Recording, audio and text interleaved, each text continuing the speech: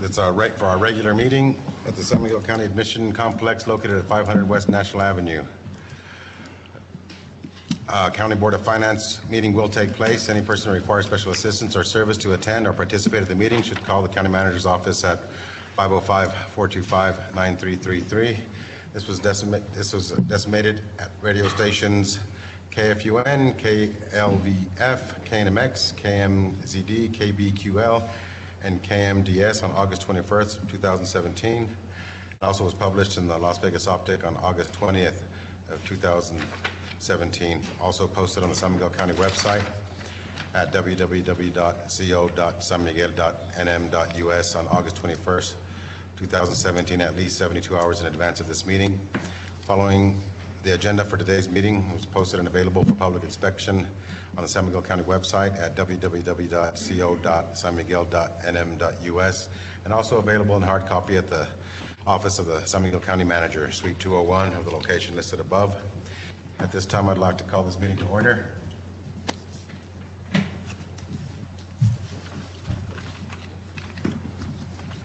Can we have a roll call vote, please?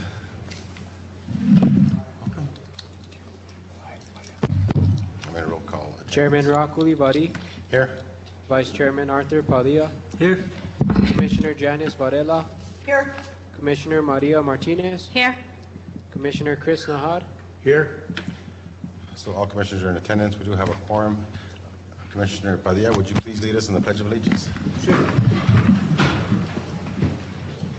Pledge allegiance to the flag of the United States of America and to the republic for which it stands, one nation, under God, indivisible, with liberty and justice for all.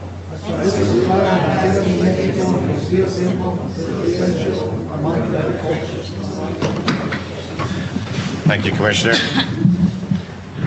And at this time, I'd just like to have a moment of silence, not only to remember the victims and families of 9/11, but also for Hurricane Harvey, Irma, what's happening in Bangladesh and India, all the fires in the Northwest, all people being affected at these times.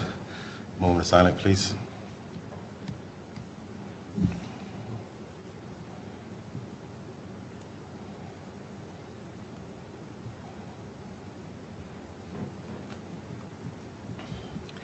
Thank you. Next on the agenda is approval of agenda. Mr. So moved, Manager. Mr. Chairman, for approval. Second. Motion made by Commissioner Padilla, seconded by Commissioner Varela. All those in favor say aye. Aye. All those opposed, same sign. Motion carries. Approval of minutes for the August 8th, 2017 regular meeting minutes. There's no questions, Mr. Chairman. I'll make a motion to approve the minutes. Motion made by Commissioner Padilla, seconded by Commissioner Nahar. All those in favor say aye. Aye. All those opposed, same sign. Motion carries. Introduction of new county employees. Elaine Cedillo, please.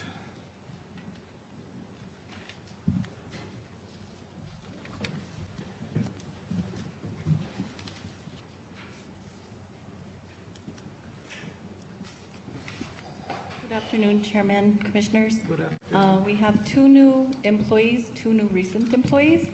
We have Zachary Garza, and Zachary is in the Bureau of Election Deputy Clerk. He's a probationary temporary full-time employee with the Clerk's Division. Zachary, want to stand up and say hi? Bienvenidos a San Miguel. And then we have Miss Elizabeth Tarr. She is an Appraiser 1, a probationary part-time employee with the San Miguel County Assessor's Division. Welcome.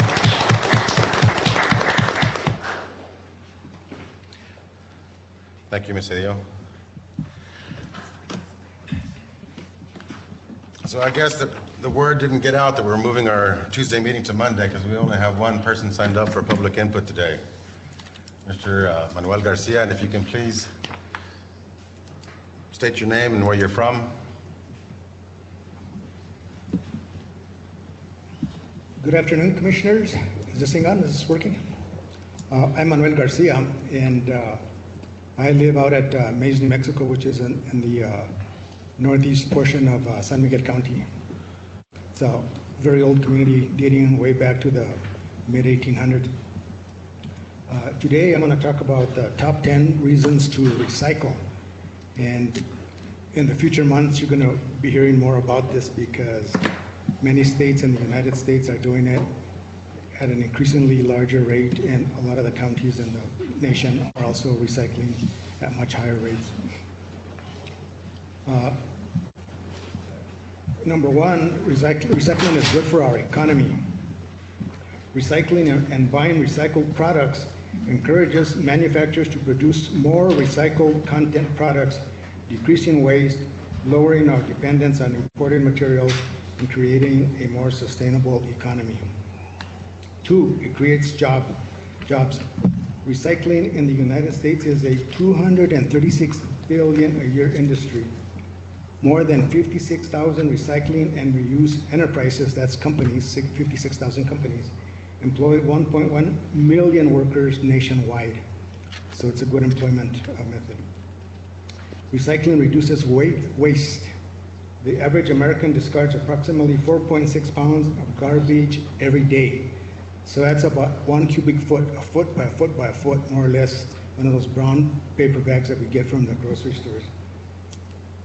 Number five, it saves energy.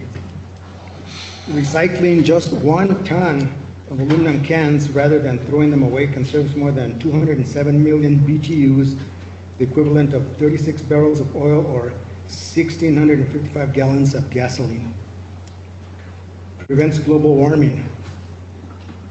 In 2000, recycling resulted in an annual energy savings equal to the amount of energy used in 6 million homes. That's a lot of energy.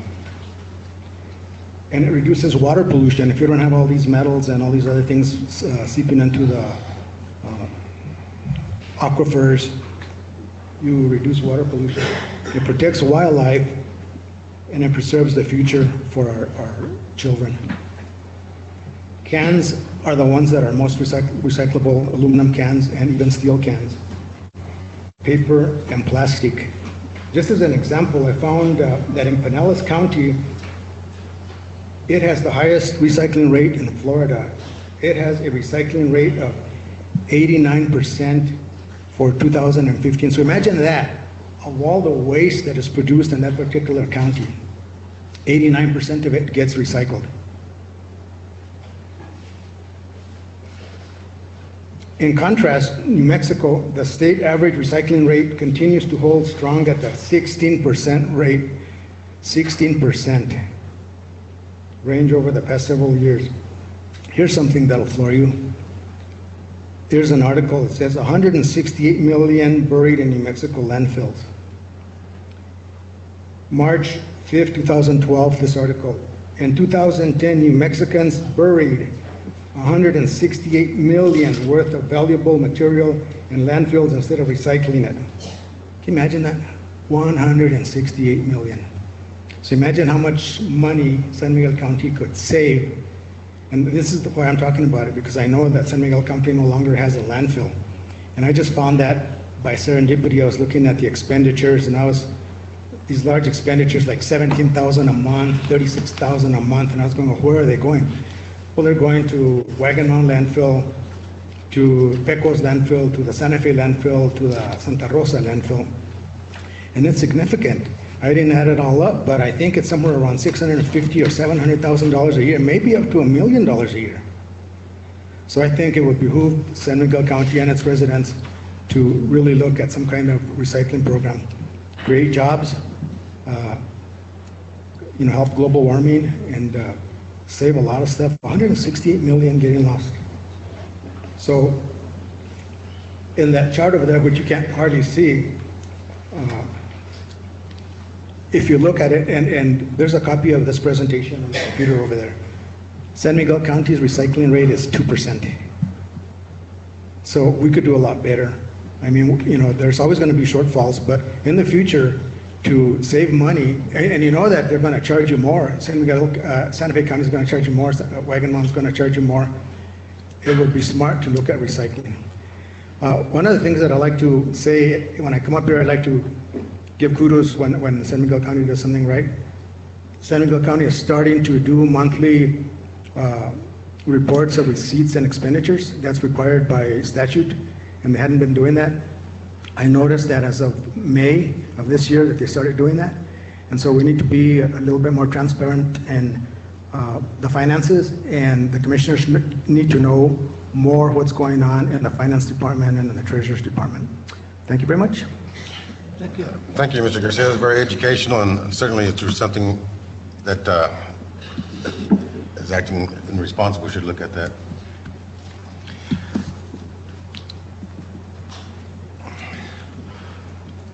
So Pat Lehan was not able to make it today, and she asked that she be put on the agenda for the October meeting, Mr. Manager, for the Citizens Advisory Committee update. The next presentation is by El Molino, Satin Pecos.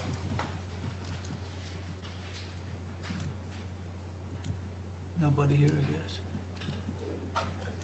Mr. That Manager. was my fault, Mr. Chairman. I didn't let them know about the change of the date of the meeting. So they were prepared. I need to confirm. I don't know if they're going to be here tomorrow. Maybe we can put them on the October agenda. Okay, looks like Pat Lehan and El Molino for the October agenda. Thank you, Commissioner Varela. So now we move into regular order. Item number 1, approval of professional services contract with David Romero Jr. for legal services. Vidal Martinez.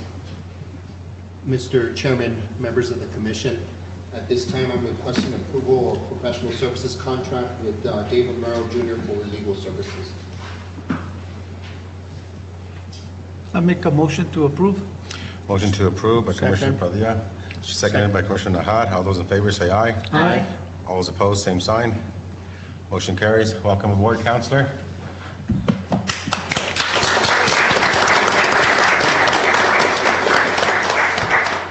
Thank you very much. I'm very honored to serve this commission and the citizens of San Miguel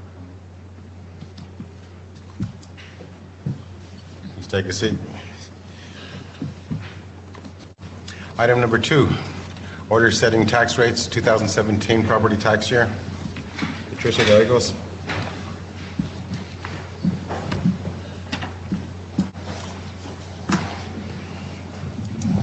Good afternoon, Chairman, Commissioners, Dr. Martinez and Melinda. The tax rates were received on September the 5th of this year from DFA. The tax rates have been verified by our finance supervisor, Melinda, and by my chief deputy, Elaine. The tax rates must be approved within 5 days of receipt.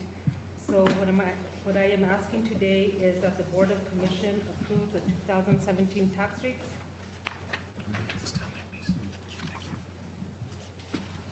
If there's no questions, Mr. Chairman, I'd like to make a motion for approval of tax rate. Motion for approval, Commissioner Padilla.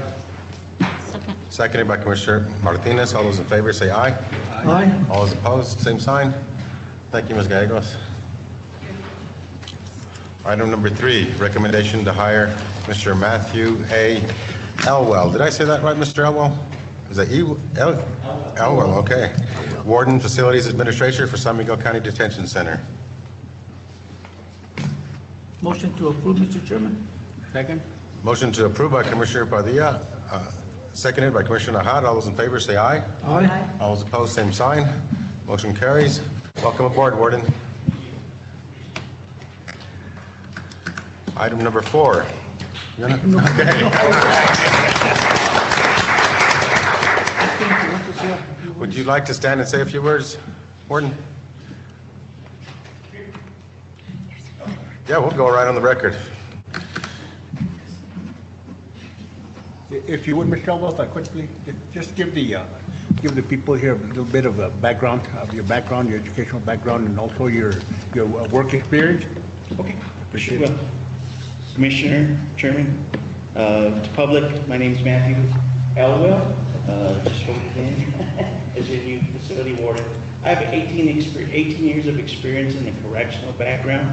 I have a bachelor's degree in management. I'm also a national certified jail manager through the American Jail Association. I'm also a certified public official through the state of New Mexico State University in the EDGE program. It's a county education co-op. Most of my career spent in Bernalillo County at the Metropolitan Detention Center, very large population. For 5 years, I was down in Deming, Luna County, running their adult and juvenile detention center, 483 beds, and then was in Sandoval County, running their detention center here. And I'm very happy to be now part of San Miguel County, running the detention center here, and look forward to leading the folks at the detention center. Thank you very much. Thank you. Item number 4, approve the memorandum of understanding between San Miguel County Family and Community Health Council. City Councilor Barbara Casey.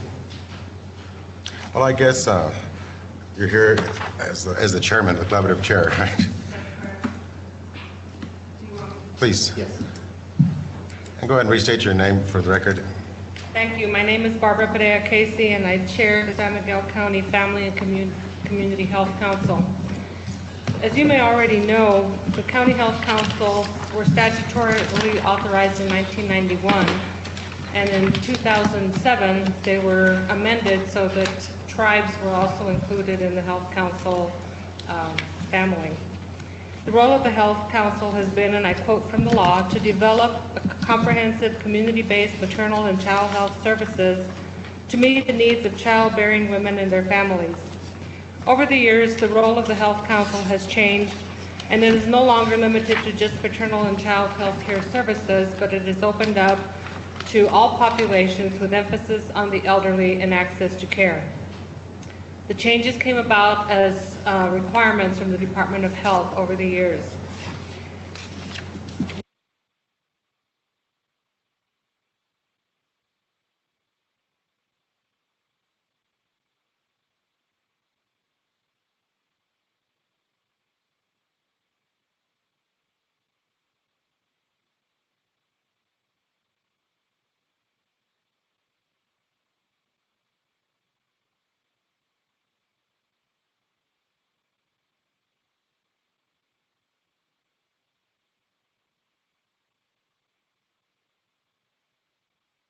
And represent all cultures and ethnicities if possible.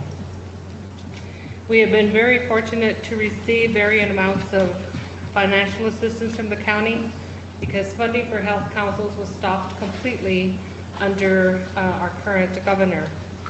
For the last 2 years, however, several legislators have been able to obtain small amounts of money to help fund health councils, and this year all health councils in the state will be receiving the same amount, which is $4,855, which, as you know, is not a whole lot of money to do the work that we have to do. The Health Council hosts a community forum to gather input, and for several years our priorities that have been selected by the community are diabetes, obesity, access to care, substance abuse, elder care, and teen pregnancy.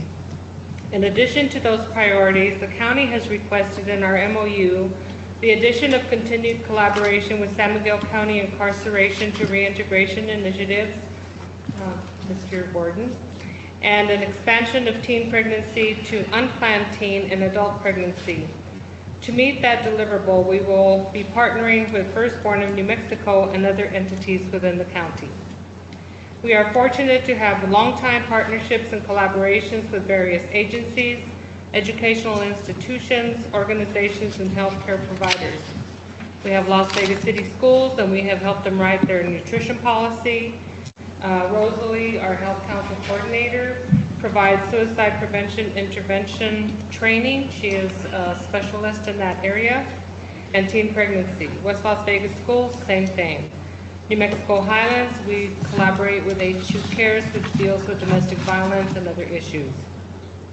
Luna Community College, the Area Health Education Center, Pecos Schools, Suicide Prevention and Intervention, the Pecos Clinic, collaboration on access to care for the elderly, the University of New Mexico Center for Participatory Research, Village Interventions and Venues for Activities, that's Project VIVA, which will be starting this year, and HERO, the Rural Extension Rural Office.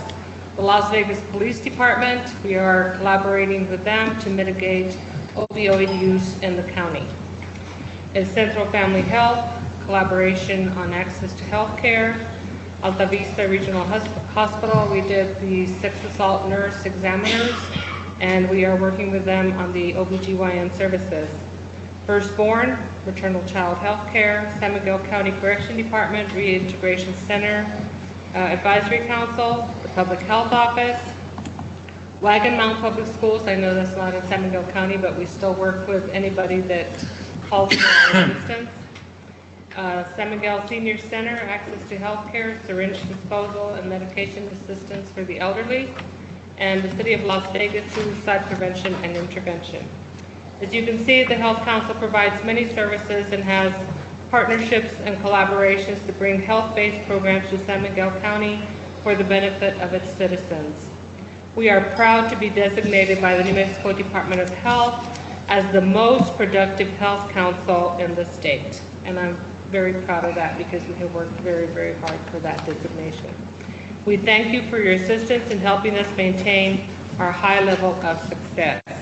And if I can quote Henry Ford, coming together is the beginning, keeping together is progress, working together is success. And we look forward to working together with you for another year. Thank you. Councilwoman Casey, I have a question for you. Okay. I heard some alarming news about childhood diabetes, strokes, and even heart attacks here in San Miguel County. Is that something that your organization collects data on? What we try to do, Mr. Chair, is to provide education to the schools on proper nutrition, exercise activities. We've partnered with the Central Family Health, and we have put together what is called a prescription trails booklet, and we distribute that to as many people as we can in the county. And it shows every place that you can walk in and around Las Vegas, the type of terrain, the lighting, can you take dogs? Are there animals there that might hurt you or whatever? Everything that you can think of in walking to promote physical activity for persons with diabetes. We have provided training at Luna Community College so that people learn how to cook for a diabetic diet. And so we do work as much as we can with as many entities as we can to work on that particular issue, yes. Thank you. Do you know the reason why the diabetes, childhood diabetes is so high here in San Miguel County? I think For childhood diabetes? from a report that I heard from the schools a while back is that many of the children are overweight. And the schools for a long time had been although they follow the FDA guidelines for school meals. I'll give you an example. At Las Vegas City Schools, 79% of the meals that were served were processed foods, which are higher in sugar and fat, which add to the obesity and then the diabetes. And so in working with the Health Council, we helped them rewrite their nutrition policy so that now it's the opposite. 79% of the food that they give the kids is fresh fruits and vegetables, low-fat food, and 29% is carbs and, whatever else, sweets. Have you done the same with the West Las Vegas School District? We did a Photo Voice project with them through UNM, in collaboration with UNM, and the students at the high school did a study of the food that was being served, and that led to the cooks, the food service providers, to learn how to better utilize the food that they have to use and to serve more nutritious meals. Yes. We work with both school districts as much as possible. Thank you. Any questions? Yes, thank you, Ms. Correa Casey. Have you worked with the PECO schools on this program? We haven't done, I don't believe we've done anything in nutrition, but we have on suicide prevention and intervention. I really appreciate that. It's really a desperate situation. And regarding to the chairman's comments, it's been my concern about access to fresh food. We don't have a general store to buy an onion or tomato. You can find one at the gas station. We have a dollar store, a Family Dollar and Dollar General. And I think that's where a lot of the communities buy the food you're describing. It's processed and I've been concerned about this and wondered if anybody's even gathering data about that, because I've seen them all over New Mexico.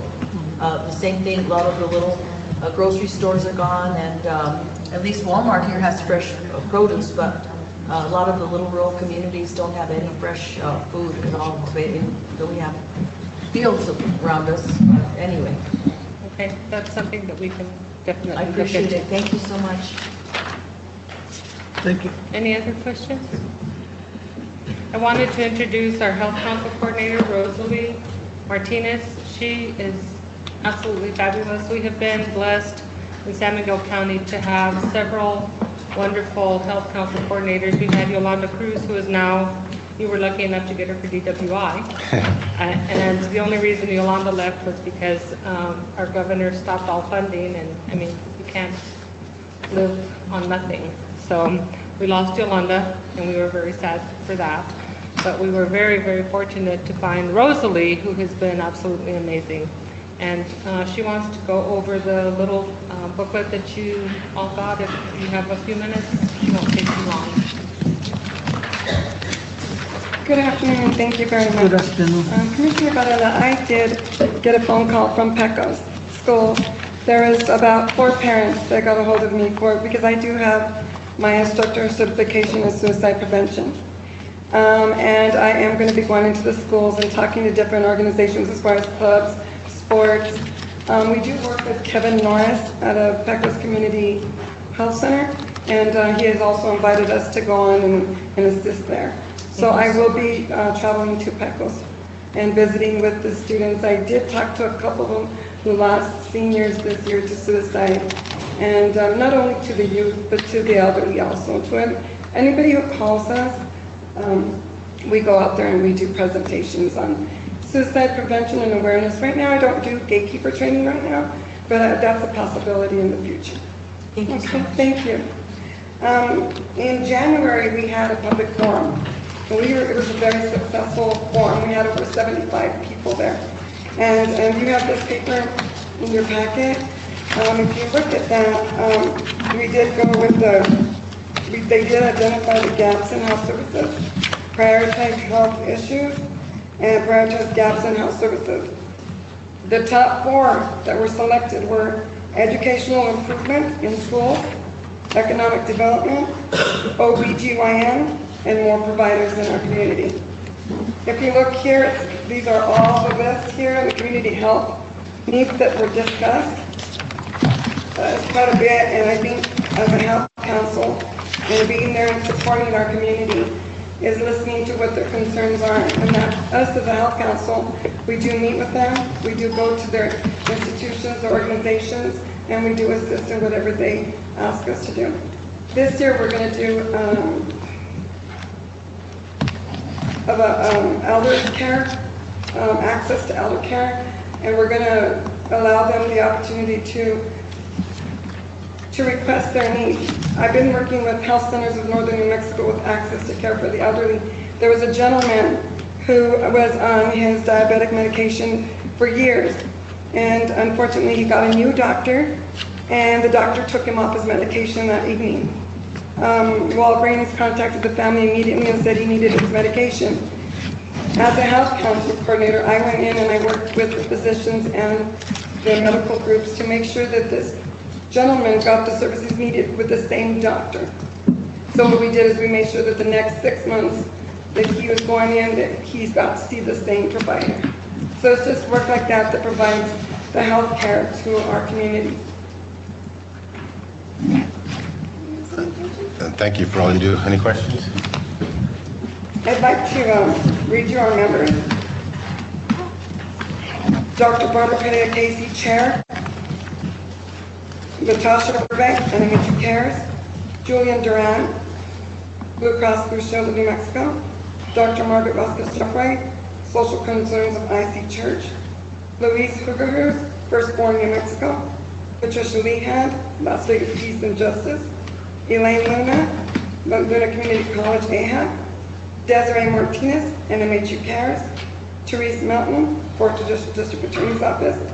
Mary Ringer, NMHU, New Mexico Behavioral Health Institute, Community-Based Services. Hyacinth Cedillo, New Vistas, Chris Wolf, CEO. Thank you. Thank you.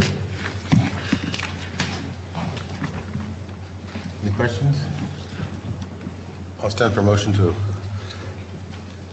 So move, Mr. Chairman. Motion made by Commissioner Padilla. Second. Seconded by Commissioner Nagar. All those in favor say aye. Aye. All those opposed, same sign. Motion carries. Thank you so much for all your hard work, ladies, that you do for this community. We appreciate it. Thank you. Item number 5, San Miguel County Resolution to co-sponsor the Pecos Fishing Derby. Ms. Commissioner Varela. Yes, thank you, Chairman. Pleased to present this resolution. Pecos is hosting its first annual fishing derby. That will be on September 23rd. They've asked the County of San Miguel to co-sponsor this event along with the Village of Pecos and other entities that I will read, and I think it's a very good step in working with the village and having an event for our community together. Resolution 09-2017 CM in recognition of county sponsorship of the first annual Pecos Fishing Derby, September 23rd, 2017. Whereas the San Miguel County Board of Commissioners recognize that the Village of Pecos is a municipality and very important to San Miguel County. And whereas community events that bring people of all ages together are necessary to create activities for youth and families, build cohesion, community, and whereas the community of Pecos is in crisis, affected by substance abuse, drug addiction, overdose deaths, violence, and suicide. And whereas this family event is free of charge, is family friendly and alcohol free, offering food, prizes, fun, and whereas sponsors for the first annual Pecos Fishing Derby include Village of Pecos, New Mexico Department of Game and Fish, United States Forest Service, Pecos National Historical Park, Motiva Corporation, Pecos Business Association, and whereas it is anticipated that the event will be well attended with more than 500 people. And now, therefore be it resolved by the San Miguel County Commission that the San Miguel County is an official sponsor of the first annual Pecos Fishing Derby on September 23rd, 2017. Thank you. Thank you. And is this like fly fishing or just all kinds of fishing? They'll be on the fishing Pecos? around the lake in Pecos, and additional information is that the Game and Fish Department will be stocking the lake with trout, and they'll be having demonstrations on fishing and fly fishing and casting, but it's in the lake. They're discouraging fantastic. people from accessing the river at this particular event.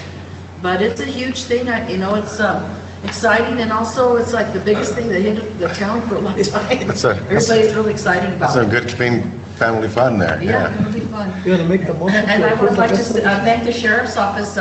They will be participating and helping with the moving people, traffic, and making sure it's safe there for us. Thank you so much, Sheriff.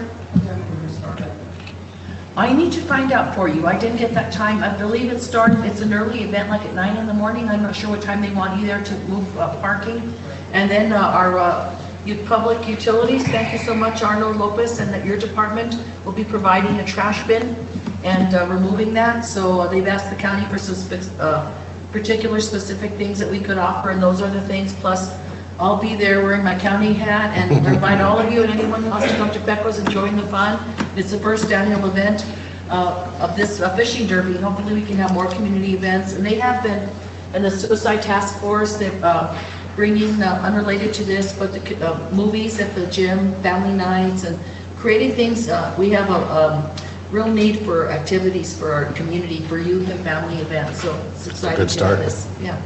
Thank you, Do you Commissioner. want to make a motion to Mr. approve? Chairman? the- Oh, I'm sorry. I would like to ask for a motion. Yes. Mr. Chairman, motion to approve resolution 090217 I'll second that CM-IN. Thank you. I'm not sure, did Commissioner Varela or Commissioner Nahad make that motion? Is it- Commissioner Nahad did. Commissioner Nahad, ends motion, Commissioner Padilla seconded. All those in favor say aye. Aye. All those opposed, same sign. Motion carries. Thank you so much. Item number 6, Ride and Dine aboard Cafe Roland. Is that French? San Miguel County, City of Las Vegas, flyer. Oh, okay, now I know what it is. So this is just some background information. I was approached by some folks that have a trolley, and it's a dining trolley, and they wanted to use it in cooperation with the city, the county, Heinz University, and Luna, where it'll be free to students to travel all throughout town up to Luna and back. And then in the evenings, a dining trolley for tourists and stuff for revenue. If all four get on board, it'll be just, for the lease option, it'll be very, very little money to each of the entities. They asked me just to bring it up to you guys, and maybe they can present it later. Just a little food for thought today of a trolley back in Las Vegas, like we used to have. Like back in the old days? Back in the old days, except this one's a diesel. Okay. So, I have a question. yes. Are the tracks trolley tracks, I imagine, are long covered up with asphalt? Or They're long covered up, yeah. And this one does have radials on it. They will need to create a rail. Yeah, and there's a flyer here, and the picture on the flyer has, with the dining tables on it. And if it's a lease option, it's really, really cheap monthly. And what they hope to do is put like TV screens with Wi-Fi on it, and you can have, the county can be represented of all the hiking trails and the fishing spots and what Peco has to offer, Hermit's Peak and the trails, just to kind of sell the county. Is it a permanent thing or just a temporary? It could be a permanent thing. They'd like all four entities to sign on to it to make it cheap for everyone, But the sale is, all our youth, it'll be free for them to ride this thing to get around town. And transportation? Like transportation, it'll have a route that just constantly goes. And to shake down some tourists in the afternoons when they're having dinner on it. Mr. Chairman, if I can read what the flyer says. Yes, please do. It's a three-course meal, begin with salad, bread, as soon as the cafe begins moving. It's really hard to read here.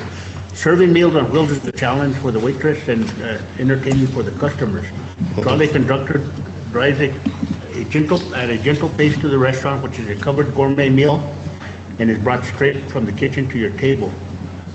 Your choice, your entree ahead of time. But anyway, this is the proposal that they're, and who's proposing this? Who's private individuals? Or? It's the EDC. Oh, here it is. I believe. Cafe Roulant in Eureka Springs. All right. Yes, can you please speak to this? Yes. We're talking about it this morning. This is not only... Can you just come to the microphone so we can get you on the record, please? Thank you, Joe. Hi, everybody. Hi, I'm Joel Scheinberg. I'm the president of the Economic Development Corporation for the city of Las Vegas and the county of San Miguel. This vehicle is a dining car as well as transportation. So it can hold 24 people as transportation, plus it can be a dining car that we use on occasion to help promote the total area. It's not obvious yet whether or not it should be leased or purchased, but it would be a great asset to the community as a tourist attraction and as for transportation for our populace. That's about all I know about it. Any questions? And this is just for information. Okay. This might be coming down the pike here pretty soon. I just wanted to share with you what they had shared with me. Yeah, we'll work out the costs and make a proposal to, Mike Adams is heading up the project. Okay? Thank you. Thank you, Joel. Item number 7, Resolution 09-11, 2017-CM, supporting the 2018 legislative priorities of New Mexico Association of Counties. Mr. Manager. Mr. Chairman, members of the commission, a few weeks ago I met with Mr. Steve Kopelman. He's the New Mexico Association of County Executive Director. He mentioned to me that the committee they had a meeting and they came up with the legislative priorities. Now, in an effort to promote communication among the 33 counties, he is requesting the board members do 3 things. Number 1, present the 2018 NMAC legislative priorities to the Board of County Commissioners for consideration and endorsement by resolution at the earliest possible date. Number 2, notify Mr. Weber of the date at which the priorities will be on their agenda. And number 3, report to the Board of Directors at the meeting on October 13, 2017 on the commission meeting discussion. Now, Commissioner Janice Varela is on the Board of Directors. Commissioner Thank you, Varela? Dr. Martinez. Thank you, Chairman. And I'd like to thank my fellow elected officials that chose me to represent San Miguel County on the State Association of Counties Board. It's been my honor. I've been to 3 meetings of that Association of Counties, and it's wonderful. I learn a lot. I get real excited, and I've asked at the last meeting how I can share the information with my fellow commissioners and manager. Thank you, Vidal, for following up on this, because so I'll be sending you emails and to some of the department heads, to Mike Montano, for example. There's a lot of really good work that the association's doing. So the last meeting, we presented the lobbyist and the legislative team presented the 5 priorities. So I'll read the resolution. Thank you. Resolution number 2017-09-11, 2017-CM. A resolution supporting the 2018 legislative priorities of the New Mexico Association of Counties. Whereas in August 2017, the Board of Directors of the New Mexico Association of Counties approved 5 legislative priorities for consideration by the New Mexico Legislature at its 2018 regular legislative session. And whereas NMAC has requested that the Board of County Commissioners in each of the state's 33 counties discuss and approve a resolution supporting NMAC's legislative priorities. And whereas this is an important step in ensuring maximum understanding of and supporting for NMAC's legislative priorities at the county level, and whereas the adoption of such resolutions will enable NMAC to demonstrate to the state legislature strong local and statewide support for NMAC's legislative priorities. And whereas the legislative priorities include support for legislation on the following 5 issues. Forfeiture Act reform. Support legislation that would correct the unintended consequences of the 2015 amendments to the New Mexico Forfeiture Act to address federal equitable sharing, storage of abandoned property, and expand local authority to seize and dispose of forfeited property while preserving due process protections. Protecting county funding of health care. Support the significant involvement of county policymakers in federal, state, and local health care, human services, and Medicaid planning, funding and service delivery decision-making, and oppose any measure that would further shift federal funding and state health care costs, to county government. Tax reform. Support legislation that protects county revenue and does not have a negative impact on county government. NMAC strongly believes that counties must be at the table for and fully participate in all tax reform efforts. Strives to minimize tax policy that places counties and other local governments in conflict, and opposes any efforts that reduce the state's hold harmless distribution to counties that reduces county GRT authority. Local Election Act. Support legislation that would enact the Local Election Act, aligning the date for local, nonpartisan elections with taxation authority to the same day in the odd-numbered year. Extend 2014 House Bill 16 liquor tax distribution sunset. Support legislation that would permanently increase the distribution percentage to the local DWI grant fund.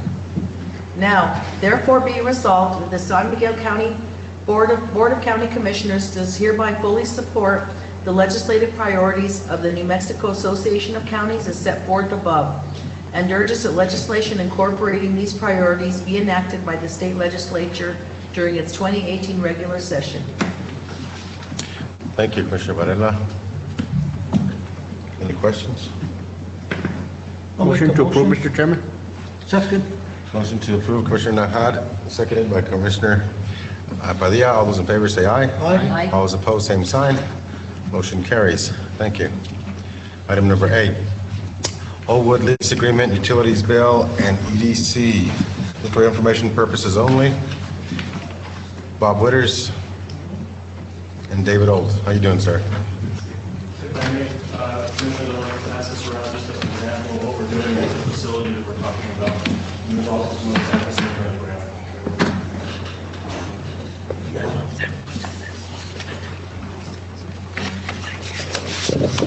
Good afternoon.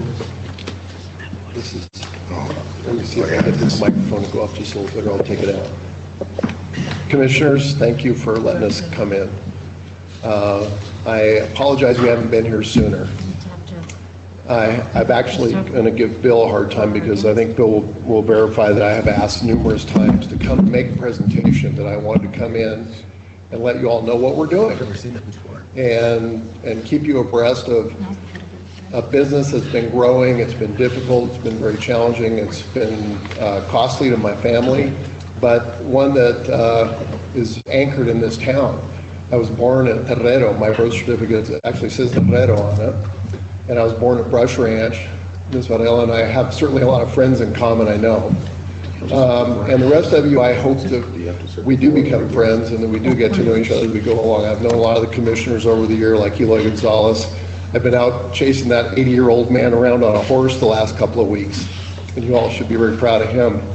So we've had some problems that have come up recently, and I apologize for that, but I want you all to know, and Mr. Witters is going to make a pretty clear presentation on that, but I want you all to know that I'm going to take this opportunity as we're here to let you know that I'm from here, my son was born here, and in all likelihood I will be buried in this county.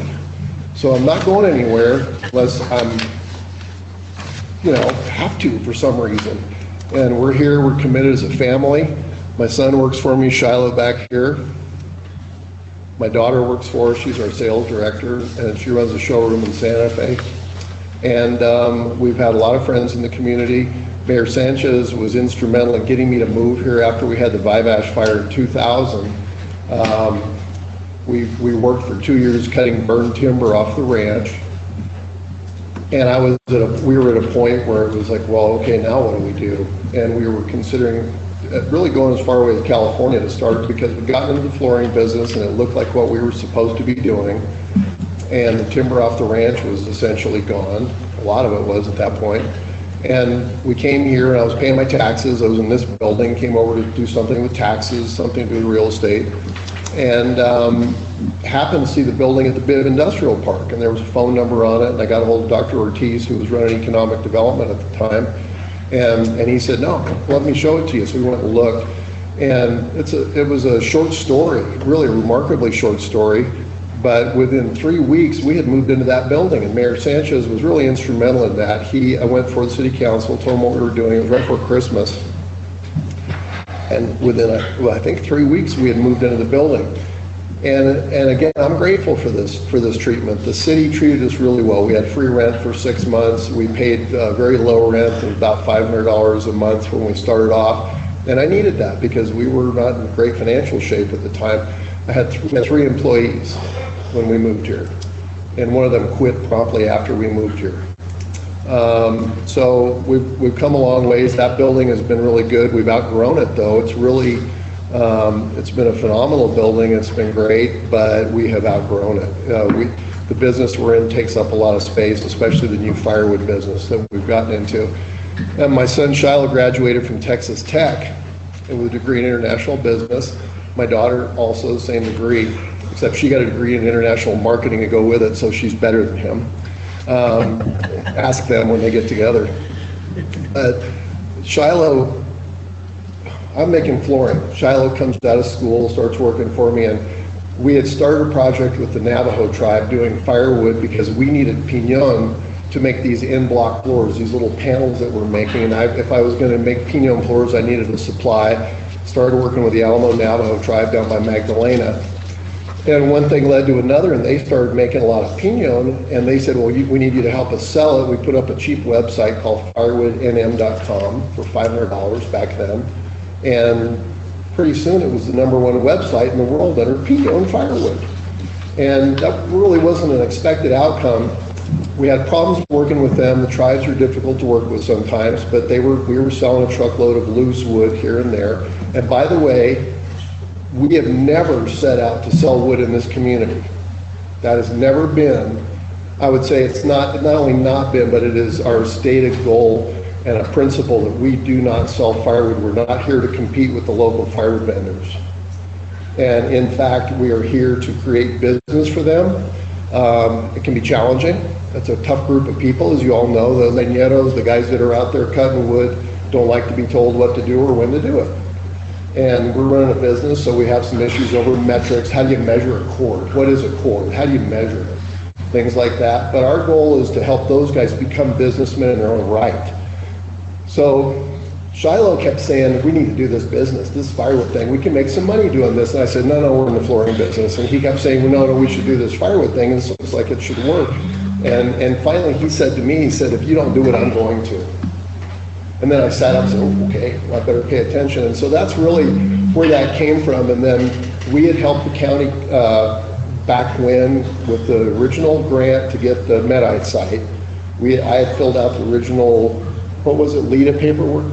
I think it was an EDA grant, EDA grant, to get that, and worked with the county. Mr. Montoya was great, and I worked with all the staff here, and long story short, it didn't work out. There wasn't enough money to do what we really needed to do over there, and so we let that go, and you know, it was an amicable agreement, amicable parting, but we went back to the bid part, and then 4 or 5 years later, Mr. Henderson came along and said, why don't you guys look at moving out here? And I said, originally, no, I think. I said, we didn't have the money, we'd been in a bad economy, and business was not great. And I said, I don't think we can do it. He said, why don't you look at it? And then really the firewood business was what turned us towards that, because Shiloh, meanwhile, had gotten some pretty large clients. We had started working with a broker out of Texas who's the distributor for Walmart. And we were shipping a few loads of wood to Walmart at the time, and they wanted more. And so that was when I finally, you know, I'm slow, I'm skeptical, I'm careful. And he calls me Mr. Sunshine, I think, sometimes, but Captain Sunshine. But really, I'm skeptical because my wife and I signed the papers at the bank. And I think everybody in this room's probably had that opportunity when you get to sign those papers and it says personally and corporately and your underwear is going in the deal. You know, you owe them everything you've got. So we're skeptical about that. But the county, thank you all very much, made us a good deal, an excellent deal, really. And we looked at the finances of it. Mr. Witter comes along later on, and he's been a tremendous help to us. And we looked at it, and it was under no circumstances a get-rich-quick scheme. It was not an opportunity to hit a home run, but it looked like the right move in the right direction for our business. And in recent months, where we've gotten to and why I regret the problems we've had and why I should have come to you all sooner, we've had an opportunity to sell the bid building. Over there, we had a buyer came along for the building at bid, which would have left me with about $100,000 left over to pay to help move everything over to the Medite or the wood park. And so that's where we were, and we really hope to get things worked out with everybody. We've had some safety inspections, and we've learned to get along with the staff over there. They're really very professional, and no hard feelings at all. It's all for the better. It's all because we want to run a good business. We want to run a safe business. We've had some issues with some safety stuff lately, and boy, we need training and we need to work at this stuff. But we're using a lot of machinery, a lot of equipment, and we need to get people to work for us that'll stick around and learn to work safely. So here we are, and I want to thank you all. I want to apologize in particular for not having come in sooner and let you all know what we're doing. We're responsible. My son and I are both there. We're kind of the grouchy twins because we're under a lot of stress. But we do care. We're not here to create enemies. We're here to create friendships in the community. I plan to die in this community, in this county at least. And when I'm dead and buried, I hope that my family's well remembered here. So, you know, that's our motivation. So, Mr. Witters has spent a lot of time putting together a pretty neat little package for you that will answer Ms. Martinez's questions, I hope, and any others you guys have. We're more than happy to talk to you, and you're welcome to visit us anytime. Thank you, Davis.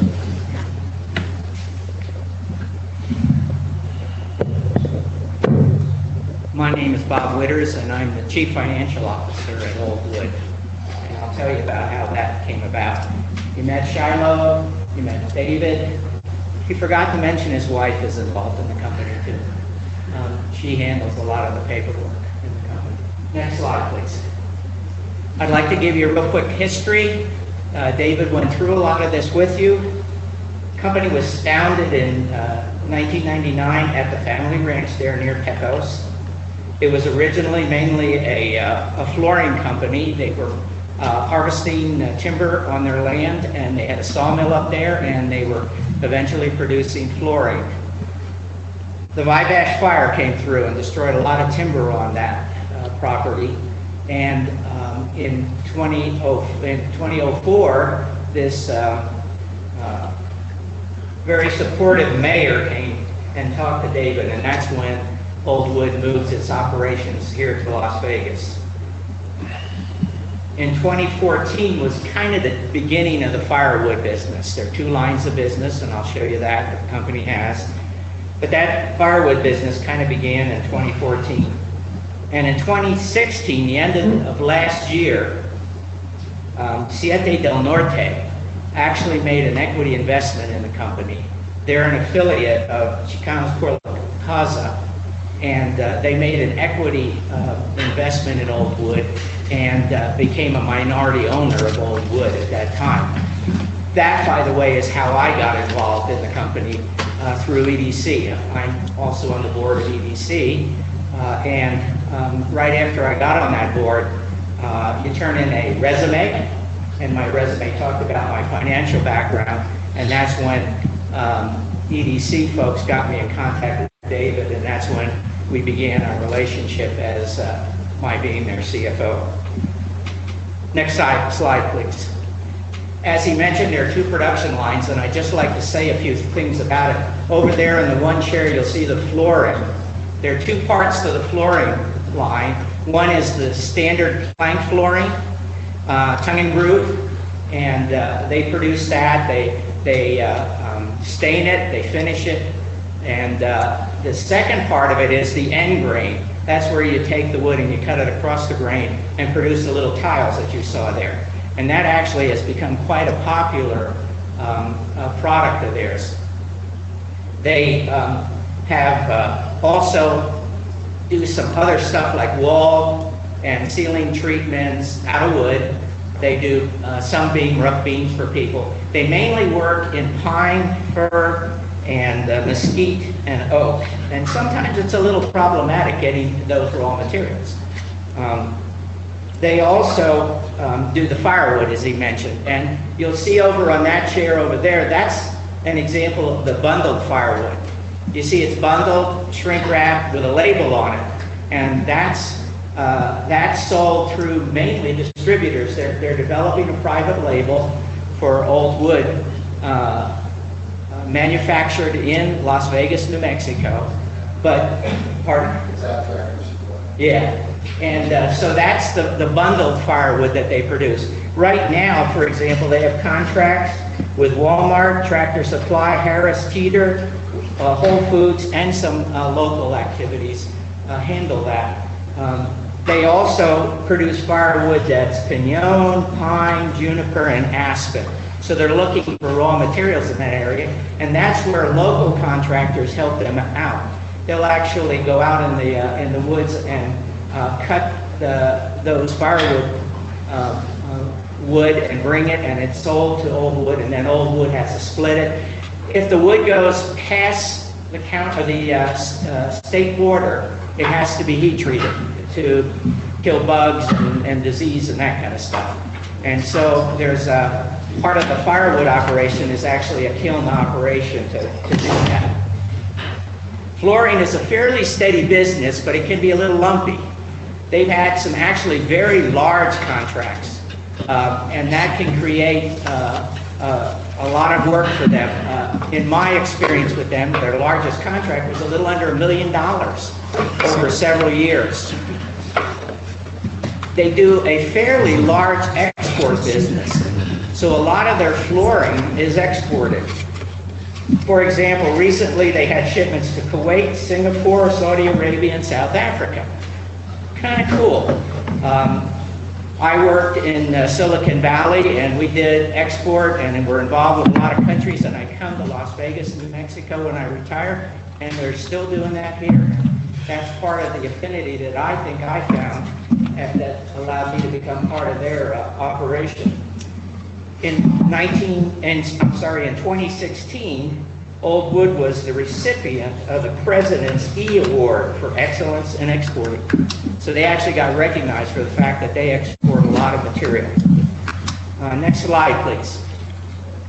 Old Wood has 5 locations, 5 buildings that they operate out of. The main office is at the Bid Park. There's a small showroom there if you ever want to come over and take a look at flooring or even firewood bundles, you can. The really cool showroom is the last one in Santa Fe. It's on Sirius Road. Very, very, very nice place to take a look at flooring. The other buildings that they utilize, there's a second one at Bid Park that they rent that is used mainly for packing the end grain flooring, and they have special saws there for that. Then Old Wood rents 2 buildings at the Wood Business Park. One of them we call the Firewood Building. I think that's a 17,000 square foot building. And the sublease on that with EDC ends on the 10th of August 2020. And then the second building, we call it the finishing building because that's where plank flooring goes to get the stain and coloring on it and then to get the top finish put on it. That lease expires on 10 August 2020 also. So those are the locations that Old Wood operates out of. Could I have the next slide, please?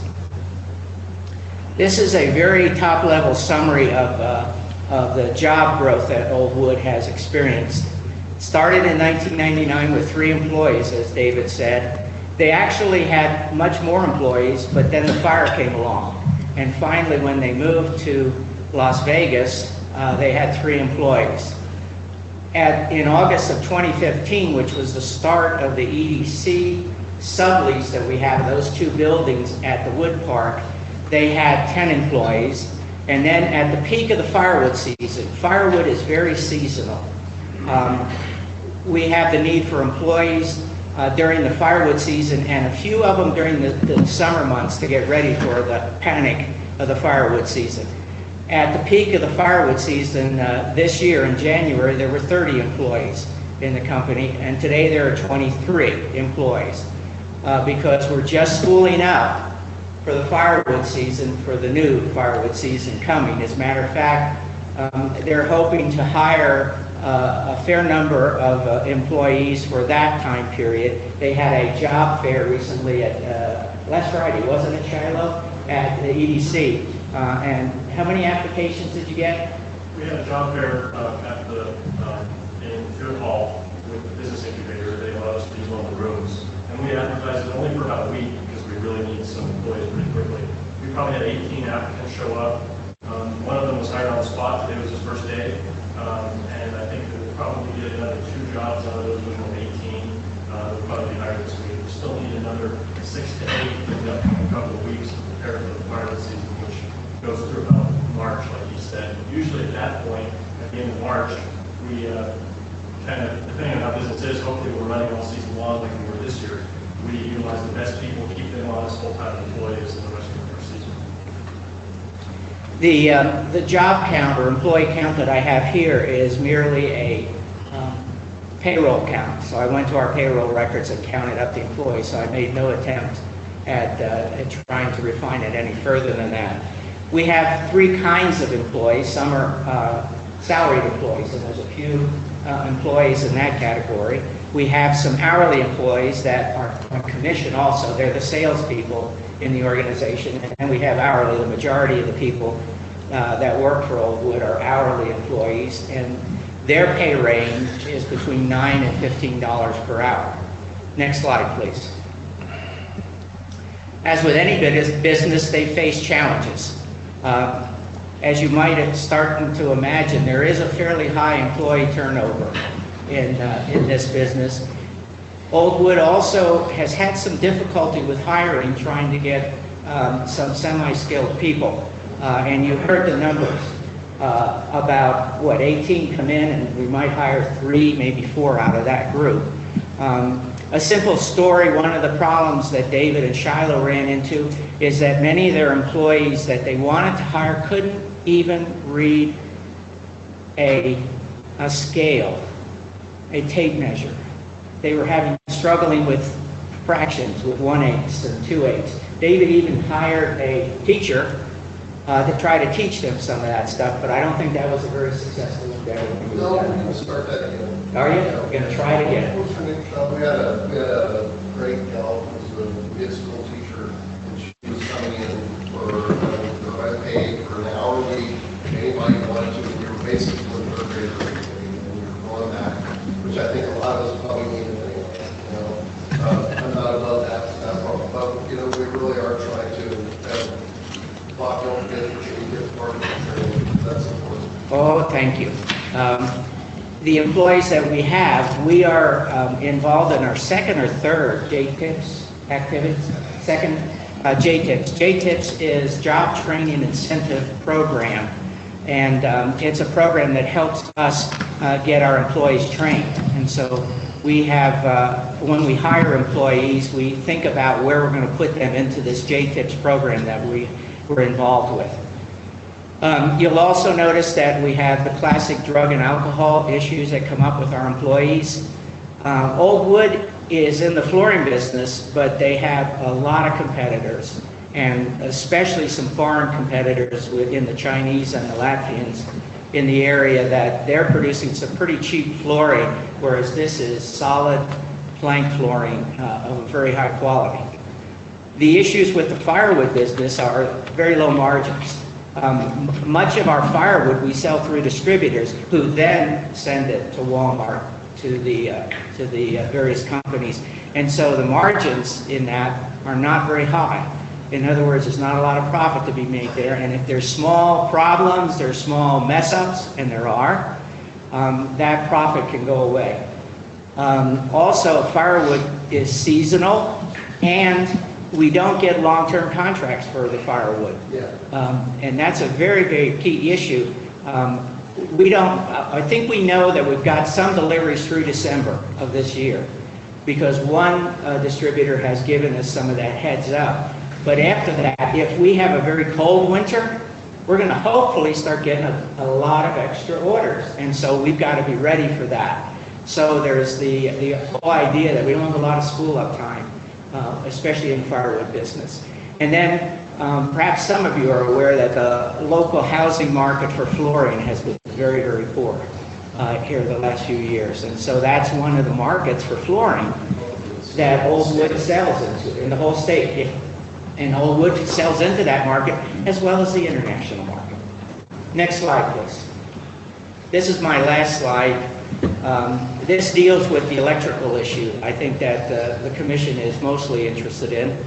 As you know, the firewood building, we call it, is not separately metered from the rest of the county operations up at the wood park. Old Wood knows it owes some electricity, and we want to pay that, and we want to pay a fair amount of that. One of the problems is that how do you figure that out? How much do we owe for the past for that electric bill? Today, they installed an electric meter on the firewood building, which is very good. That's starting at noon today. We started collecting information on what the actual usage would be of old wood in that building, and that's very good. An approach was concocted, and it's a very good one, to try to figure out what we might owe for the past, for the past being 22 months worth of past electric use on this one building. The other building we rent up there has a meter on it, and we've been paying the electricity on that, so we're talking about just one of the buildings up there. And the plan was to look at the county's usage up at that facility before Old Wood moved in, and then look at the usage after Old Wood moved in, and subtract it from the county baseline use. And the problem with that, the problem that makes it difficult to do, is what years do you pick to establish the county's baseline use, and then that determines how much you subtract off. This was done on a month-by-month basis, how much you subtract off for Old Wood use.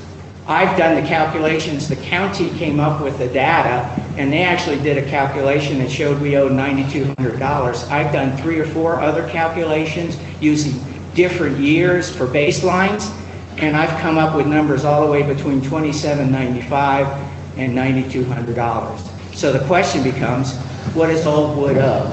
What I would like to propose is that Old Wood pay $6,000 in 6-month installments for past electric usage, and we call that good until we get 1 year worth of meter data, and we compare it to that, and we square up. If Old Wood owes more, we pay. If Old Wood owes less, then we get a credit. That would be our proposal, and Old Wood is really, really interested in trying to resolve this issue because we want to pay the fair share that we owe on our electric use. Next slide, please. That concludes my presentation. Does anybody have any questions for us? So, and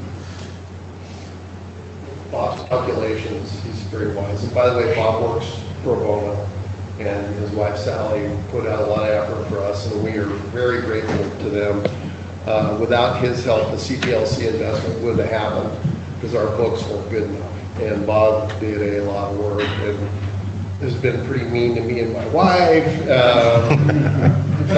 but it's been good. And and by the way, that's been terribly important because we're in good shape for further investment. And in terms of what this bill represents and the balancing in the future, it's going to be in your favor because if I've got anything to say about it, we're going to be busier, not less busy. And I really want to hit on this stuff because, Ms. Martinez, the job thing, I never wanted to be in HR. I started off on a ranch with 2 or 3 guys. That's where I came from. Nobody taught me how to do employees. It's a tough business because we've got to have skills. We've got to have people that know how to do things so they stay safe, they don't hurt themselves, and we're running some pretty high-tech machinery. I'm really more than welcome. Rock's been and seen the stuff. And we need people that want to learn, that we need people that want to stay, that want to train, and we are very much trying to build a long-term business. And one of the things that Bob didn't mention here that I really want to point out is one of the things that I've been saying for years, and I've had a lot of criticism for it, but when I first heard of it, it really struck me as it was very apropos or appropriate for Las Vegas, is to turn at least the firewood business into an ESOP, into an employee stock option plan business. To me, it makes sense. How do you get independent leñeros, gente que no quiere trabajar por nadie, they want to work on their own in the woods? How do you get them to buy in? How do you get them to become part of a business? Because without them, we can't do this. We've got to have them. And the way to do that is to give them ownership. The way to do that is and how do you get young men to work in a tough environment? Winter out there bundling firewood at night, this is a hard job. And I will say that my son and I make a point of being out there on those night shifts. We don't leave those guys alone. Because I wasn't taught that way. I was taught to work with people. But long term, we want this business to incorporate and belong to the people that work for us and that belong to the community. Because, Sheriff, you can't make people do things, can you? You can't force anybody to do anything. Jail doesn't make people change their ways. Yelling at them doesn't make them change their ways. Paying them more often does not make people change their ways. You pay them more, kind of the same. The best ways to make people change their ways is to build a team. And the best ways to make people change their ways is to give them a feeling of community and the fact that they're working together. Our foreman right now is a Mexicano-Americano from near Lubbock, Texas. He's second or first lieutenant in the Army. First lieutenant, came out of the Army in Iraq and in Iraq and Kuwait. And he's really doing great. He doesn't know anything about the wood business. He was a rigger working in the oil fields and came here because he liked this and he wanted to work here. And what he's doing very well is building community. He doesn't know everything, but he's got the gift of getting people to go along with each other. And that's what we need. And that's where the ESOP thing would come in, where it was self-policing, if you will. That's why I always approved of unions. I always thought a union would be a good thing. Because with a union, you have a shop foreman who would make people come to work. Hey, you missed 3 days of work, pal. The union's going to replace you if you don't show up for work, instead of us doing that. And that's what's hard, Ms. Martinez. I don't like that job. We've got people that we have hired back 4 and 5 times. Literally. We've had people that we've hired back out of jail several times. They're people we love as people, and in terms of how this stuff works, I tell them all the time, I say, look, I may be a what at work, but after work, we're just people together. We all put our pants on together and go to work, or our skirts, whatever it may be.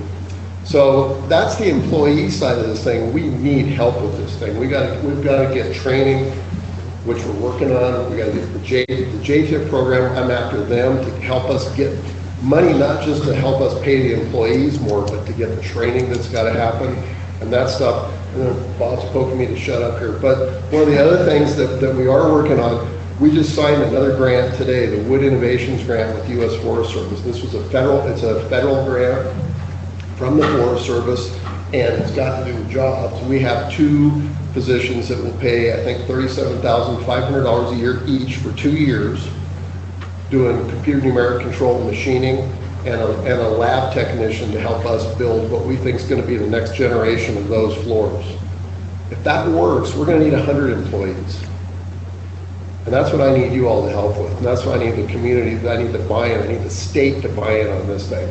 Because if we're going to stay here, and I haven't made any bones about it, if we're going to stay here, we're going to need that help to find the people that can do the work that want to. But if it does work, it'll be high-tech, well-paying jobs, as good as anything in Albuquerque, as good as anything they ever had at Bernalillo, I think. So the outlook is good. Thank you.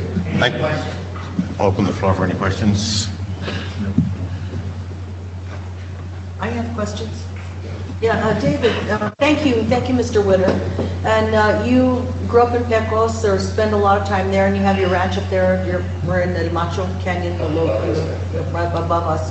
You're above us, so you know all that build up in the forest. And we had a meeting in Pecos last week on updating the comprehensive plan, and our economic development is really lacking in the whole county, and then especially in Pecos.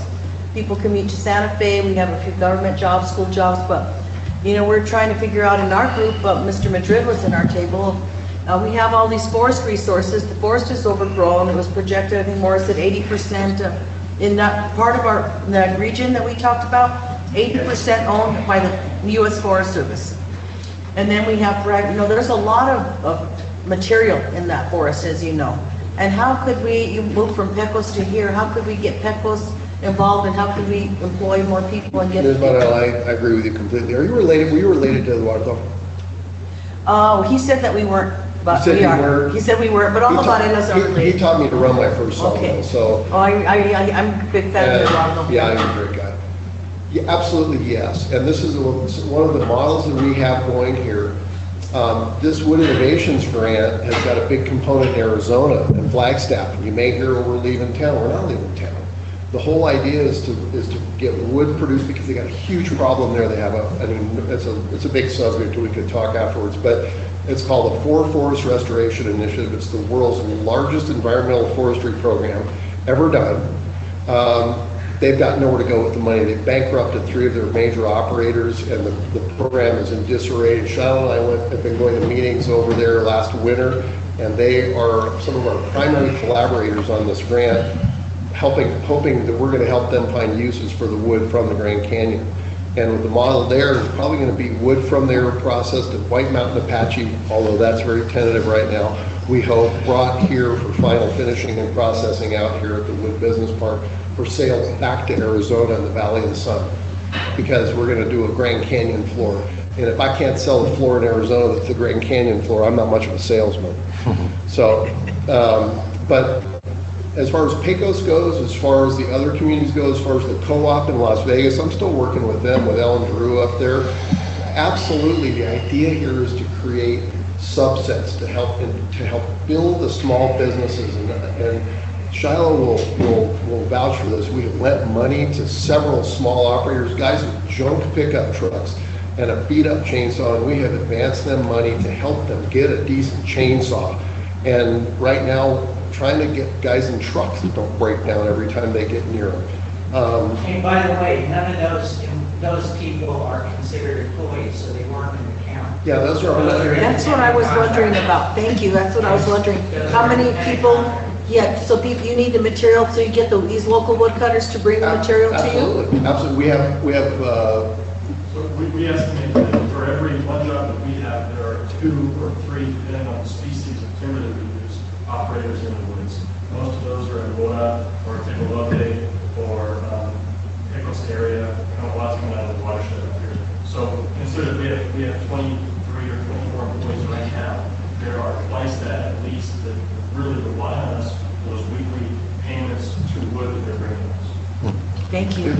As far as the Forest Service en Pecos goes, le voy a hablar en español para que me entiendan y que los otros no me entiendan. Los chicanos del norte de Nuevo México le dieron un maltrato. Los indígenas de Nuevo México les regalaron todo, los reserves de todos los nativos que tenemos aquí. Y la población española la pusieron en pueblos chiquitos en las montañas como Mora y Pecos. Están enredados de National Forest System lands sobre el cual no tienen ningún manejo. They have no control over those lands. They have to go to an office in Pecos or an office in Mora. I'm not anti-Forest Service, they're my biggest partner, but they have to go to these offices and beg permission for a firewood permit. That's part of the problem. Yes. We need to get to a place where the communities are trained. We need forestry, we need geology, we need hydrology, we need safety officers, we need people who run their own environment, who manage their own forests, and we need more control in the communities over these forests of northern New Mexico. I'm pretty adamant about that. I start to sound like a Democrat when I say that stuff. I would like to say, Mr. Woods, I want to say thank you for employing people of Las Vegas. But I do have a problem. The problem is we had Mr. Morris Madrid go back 3 years to get the calculations as to what is owed to the county. I asked that you guys pay that. I think Mr. Madrid, did his research and came up with the numbers. I know you Mr. Withers did the same thing for the 3 years back, but I mean, we're going based on the last 3 years and moving forward. If we keep going year to year, we're going to come up with different numbers, obviously. Another thing that I have to say is, keeping our people safe. I know when our safety officer goes over there and finds something that's wrong with the building, she's telling you and telling us because she's concerned about the safety of our people in our community. And that's the reason I'm griping about it. I don't want somebody to get hurt. I don't want our people to die. I want our people to work. I want our people to be employed. And I say working together, we can get it done, but let's do it the right way. Yeah, I agree with you. And, things like fire, I'm about as jumpy as anybody when it comes to fire. I start to get very nervous just to mention the word, so we do agree with you. And I think we're all learning. I think we've got we've got a large industrial base here, and I think that we're working our way through this thing, and we will. On the money side of things, I'm real open to it. We don't have a lot of cash right now. Right this time of year, we're paying for firewood. We're money out. In fact, we're about to go to the bank and borrow some more money because we're paying for a lot of pinon, a lot of juniper right now to buy all this wood so that we're ready for that. So this time of year is cash tough for us. See, and in the past, it was when we met, actually, we had a team meeting. In the past, it was, I believe, one of your team members that said, go back 3 years. So we gave the directive to Mr. Madrid to go back 3 years, get that calculation, and your team member said you guys would have no problem paying back. Who was that? I don't, because I don't remember that. Mr. Madrid, do you remember who was at that meeting?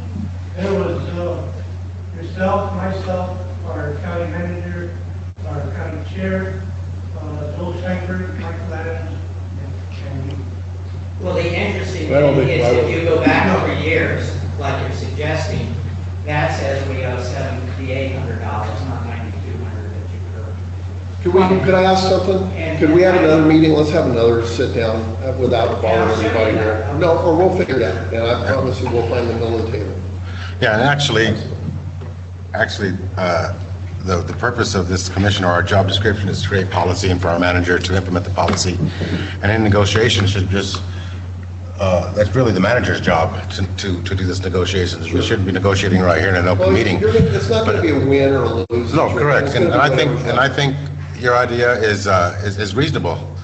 But I would just like to direct the manager to meet with you guys and come up with whatever you think is the best thing for the county and for everyone around. Because to get all the commissioners involved we shouldn't be involved in that type of negotiation. Our purpose is to Mr. Martinez is more than capable of taking care of this, I'm sure. And if we misbehave, he'll come and tell you guys, I'm sure. Yeah, and if he does a raw deal, then we can get on him. Yeah.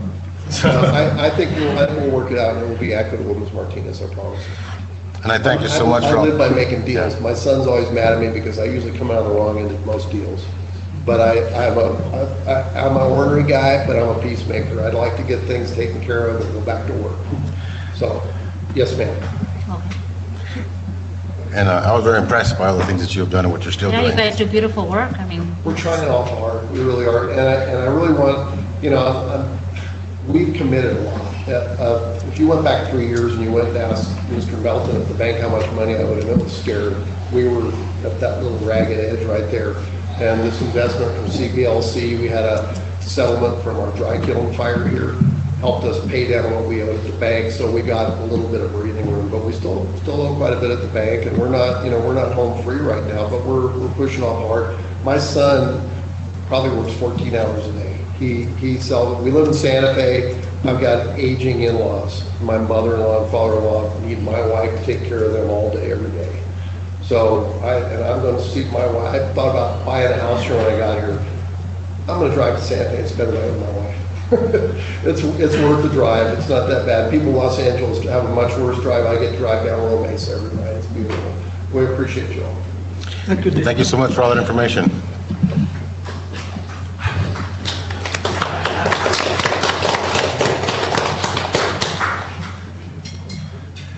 Item number 9, Resolution 09-12-17, September Preparedness Month.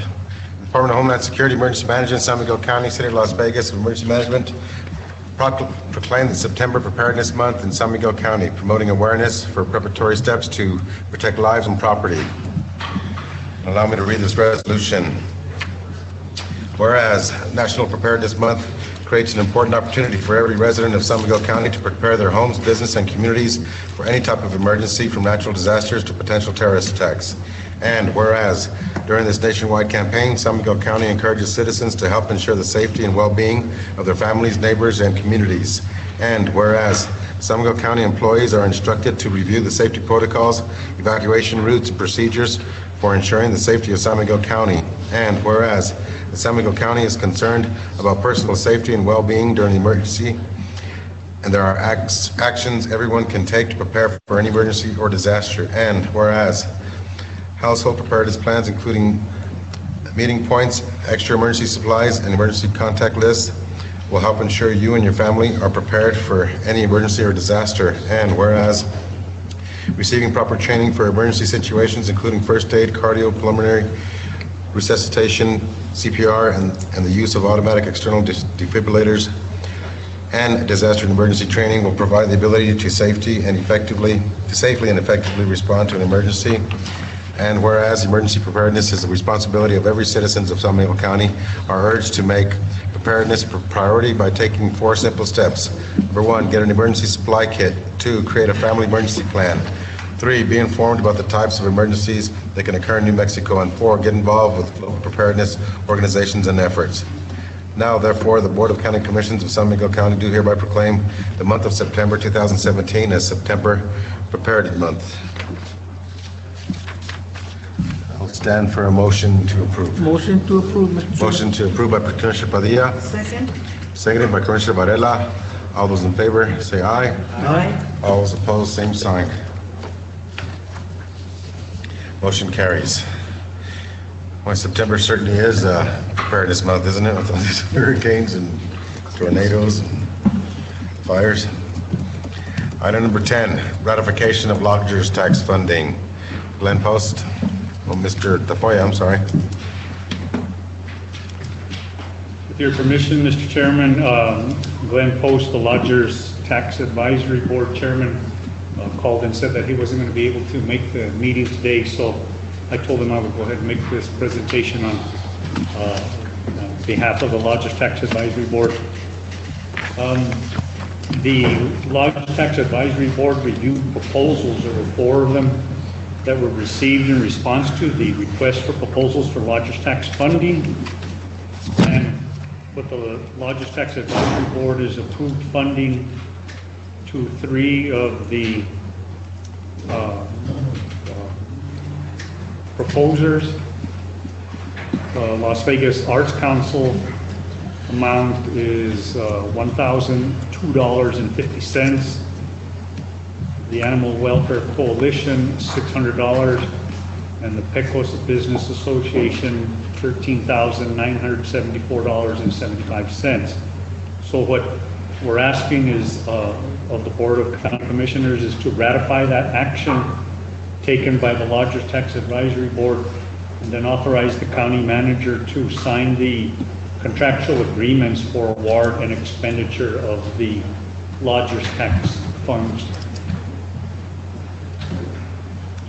Thank you. Any questions? Motion to approve, Mr. Chairman. Motion to approve by Commissioner Nahat. Excuse me? Motion to approve by Commissioner Nahat, seconded by Commissioner Martinez. All those in favor? Aye. Aye. All those opposed, same sign. Thank you very much. Motion carries. Thank you, Mr. Torra. Item number 11, presentation from DWI, Yolanda Cruz. Good afternoon. Name Yolanda Cruz, DWI coordinator. I know I try to come up here at least once a year and update you guys a little bit on the status of the DWI program, how we're doing, some of the statistics. But I don't know that I really tie it all together, right? I kind of report on the current year or past, or the year that just ended. So I want to go back just a little bit. I know that, we're all in various stages of being new. I myself started in 2014. And so I just want to say that we have a really good team. We have a fabulous team in the DWI program. I'm really lucky to have such a great team. We work in really good partnership with other entities and agencies in the community, and I think that helps a lot to speak to the outcomes that we've been seeing. So, as I said, I've been here since 2014. We've really made a lot of improvements in not just the program, but in our outcomes throughout those few years. So our first priority when I came on board was fiscal compliance with DFA. DFA is who funds the DWI programs throughout the state, and that's through liquor excise taxes. Because of turnover in the office, the program was behind on reporting and was also on full audit report with DFA. So that put the program at risk. With Melinda's help and the finance department's help, I was able to correct that, catch up with all the reports. We're on good standing. We're not on full audit report. We came off of that a few months after we came back and made sure that all of our T's were crossed and I's were dotted. The second priority was to look at prevention.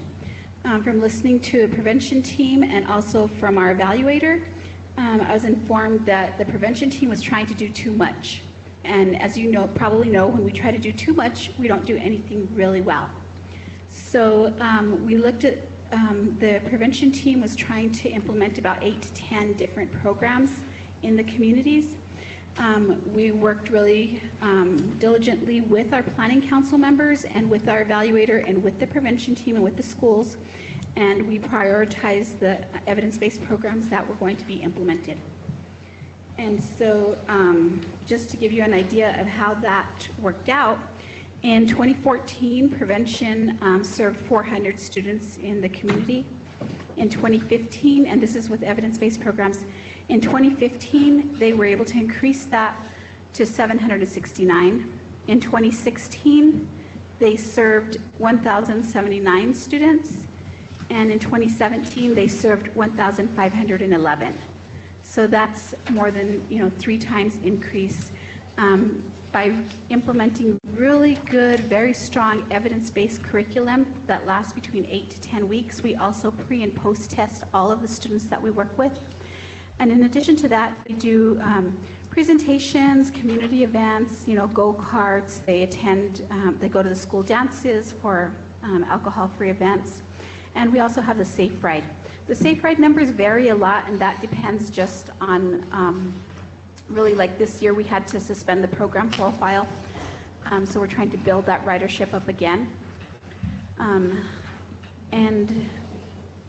So, we've been looking at how to prioritize consistency with the youth that we serve. What we were seeing in prior years is that because it's difficult. There's a lot of change in administration with the schools. They'd get into a school one year, and the next year they may not get in there for another 2 or 3 years, and so switch schools. So we've been working really hard to solidify those relationships so that we're serving every child at least every other year, if not every year. And I think that consistency really pays off in the long run. We're required by DFA to have certified prevention specialists. Our prevention specialists have been working towards that. They've been going to classes throughout the state. They were not able to reach that certification, and so we're working again to try that. They didn't try last year because of the funding, but they're working towards that this year, and we have the hopes that we'll have at least one certified prevention specialist this year, which is the requirement from DFA. And so to meet those requirements, we have one of our prevention specialists who's taking a test-taking skills class through Highlands. And because she has recently received her degree from Highlands, she's able to take that. It's a higher level course, and our other prevention specialist was unable to register for that because of that. So we're still looking for a way to fill that gap for her. Our third priority was in our compliance, and we've revamped that program as well, that component, by using evidence-based strategies. We've reviewed the literature and looking at what works with misdemeanor probation. Prior to revamping that, people used to have to just call in once a month and say, hey, I'm calling to check in. They were required to have supervised probation, but I don't really see how that's kind of supervising people. And it really wasn't offering them a lot of support, right? So we revamped that. We implemented a risk assessment tool, and that determines how often people need to come into the office. So they come in between once a week and once a month. At that time, they meet with the compliance person, and we really try to utilize that time to both hold people accountable, but also to see where they might be needing some support. So we've worked with the Regional Health Alliance, which is a group of Northeast counties, Santa Fe, Taos, Los Alamos, and Rio Arriba, and they're really looking at health accountability. So they've developed a screening tool, and we're also using that screening tool to help our clients see where they may need additional supports in the community. Of course, those things, the RAIN screening is not mandatory, and that's just if people need additional assistance, whether it's going back to school, whether it's finding housing, maybe they may have other deficiencies in their lives that they need some extra support through. Our compliance staff also goes to all DWI hearings. So we get the court docket every Friday, and we put it on the calendar, so everybody with a DWI-related case, our compliance component is there. That way, if somebody is found guilty or pleads guilty, we make that contact right away. That has helped in making sure that that nobody falls through the cracks. We work really well with all of the agencies on compliance, whether it's law enforcement, district attorneys, the courts, and with prevention, we work really well with the schools and other community members. So just to give you an idea of the outcomes with our compliance, recidivism has dropped about 33% since 2014. We haven't reduced the number of DWI arrests that we're having, but I think that has a lot to do with the different funding levels of law enforcement, right? Law enforcement does a really great job. They go out there and they keep us safe. And so the numbers of DWI arrests have not gone down, but we have seen different shifts. We're seeing more women coming through our office, and we're also seeing an increase in people from out of town and out of state, out of county. So that leads me to believe that, the residents that we work with here directly, there's a reduction in DWI, hopefully. Again, it just all depends on what type of enforcement is out there at the specific incident that happens. We also have sobriety court here in San Miguel County, and that serves people who are on their second or third DWI to make sure that those people aren't reoffending. So we're seeing a little bit of an issue there in that they're unable to reach their full potential, and I think that's because we're supporting people more when they come in, so we're not having as many second and third DWIs. Also, in fiscal year 14, we had about 26% of clients closing out that year who were closed out unsuccessful. Now, unsuccessful means they reached their end of their probationary period and they have not met all of their sanctions. So we looked at that and the reasons why. One is maybe they weren't being really held accountable or supported, right? So we really work hard to do that. Everyone who's on probation with us is on probation between 1 and 5 years. So now, with the changes that we've made, we've held for the past 2 years that we've decreased that by about half. So right now we only have 13% of people who are closing out unsuccessful. The majority of those are absconders. So they're not really closed out through the court system, but we have to close them out with our computer system so that we can track our numbers.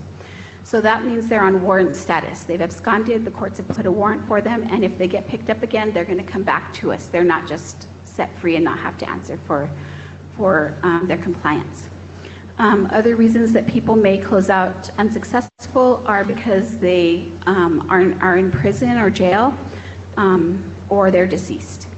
But we really hold our compliance staff accountable too, so that they have to provide monthly reports on who's closing out within the next quarter and have they met their requirements or not.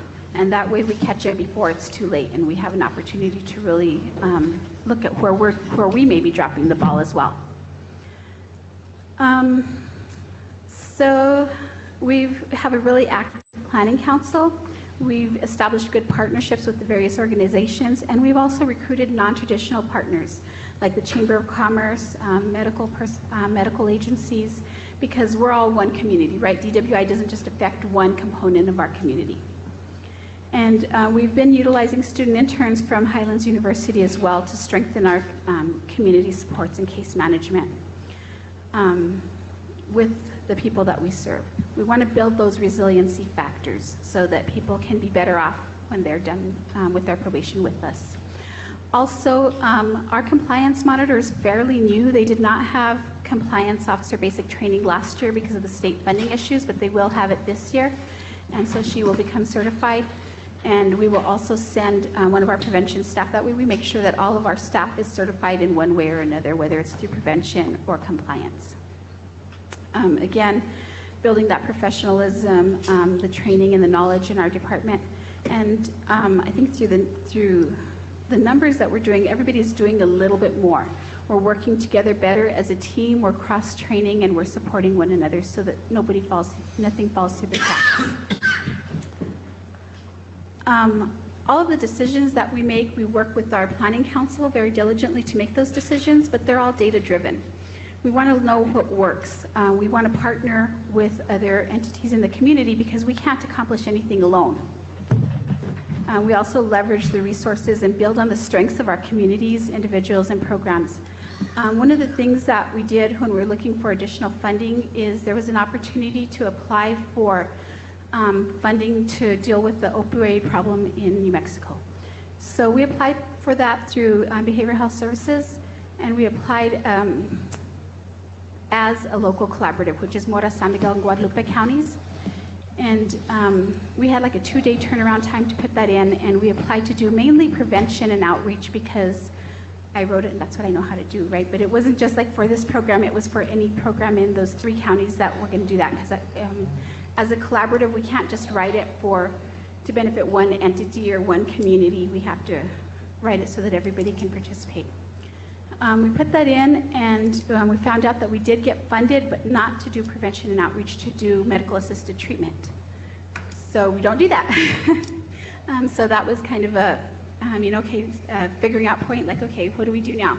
Well, of course, we didn't want to turn the money back to the state, and it's local collaborative money. It's not, for any one entity.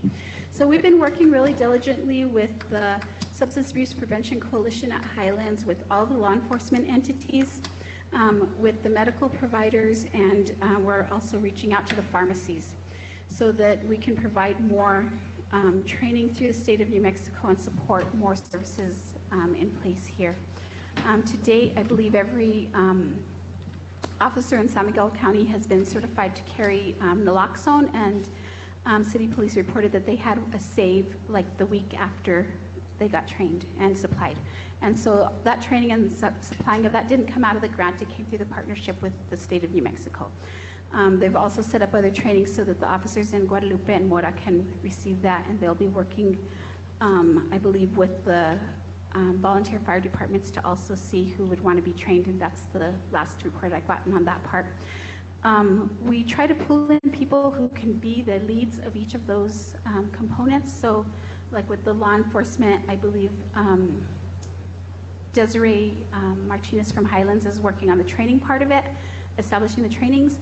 And then Commander Lopez with the city police is working on bringing the law enforcement to the table on those. With the medical, El Centro is taking the lead on bringing the medical people on board and trying to make sure that they're getting the training that's available through the state.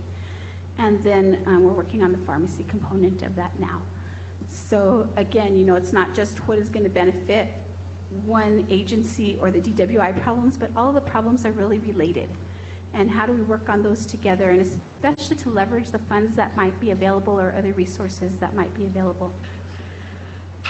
One of the things, and I know that Barbara kind of spoke to my previous experience with the Health Council, whether we're working on health, diabetes, reintegration, or DWI, what we need to look at is the root causes that exist in the communities. And the best way to address the disparities is through policy and system changes. So 30% of the outcomes are going to depend really on those policy and systems.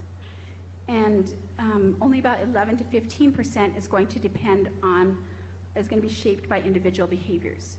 So that's, I think, is the really hard part in looking at, you know, what are we doing as a community to change, to shift policy and to change the systems so that they work better for the people in our communities. And that's all I have, and I'll be open to questions. Any questions? You had a funding question earlier.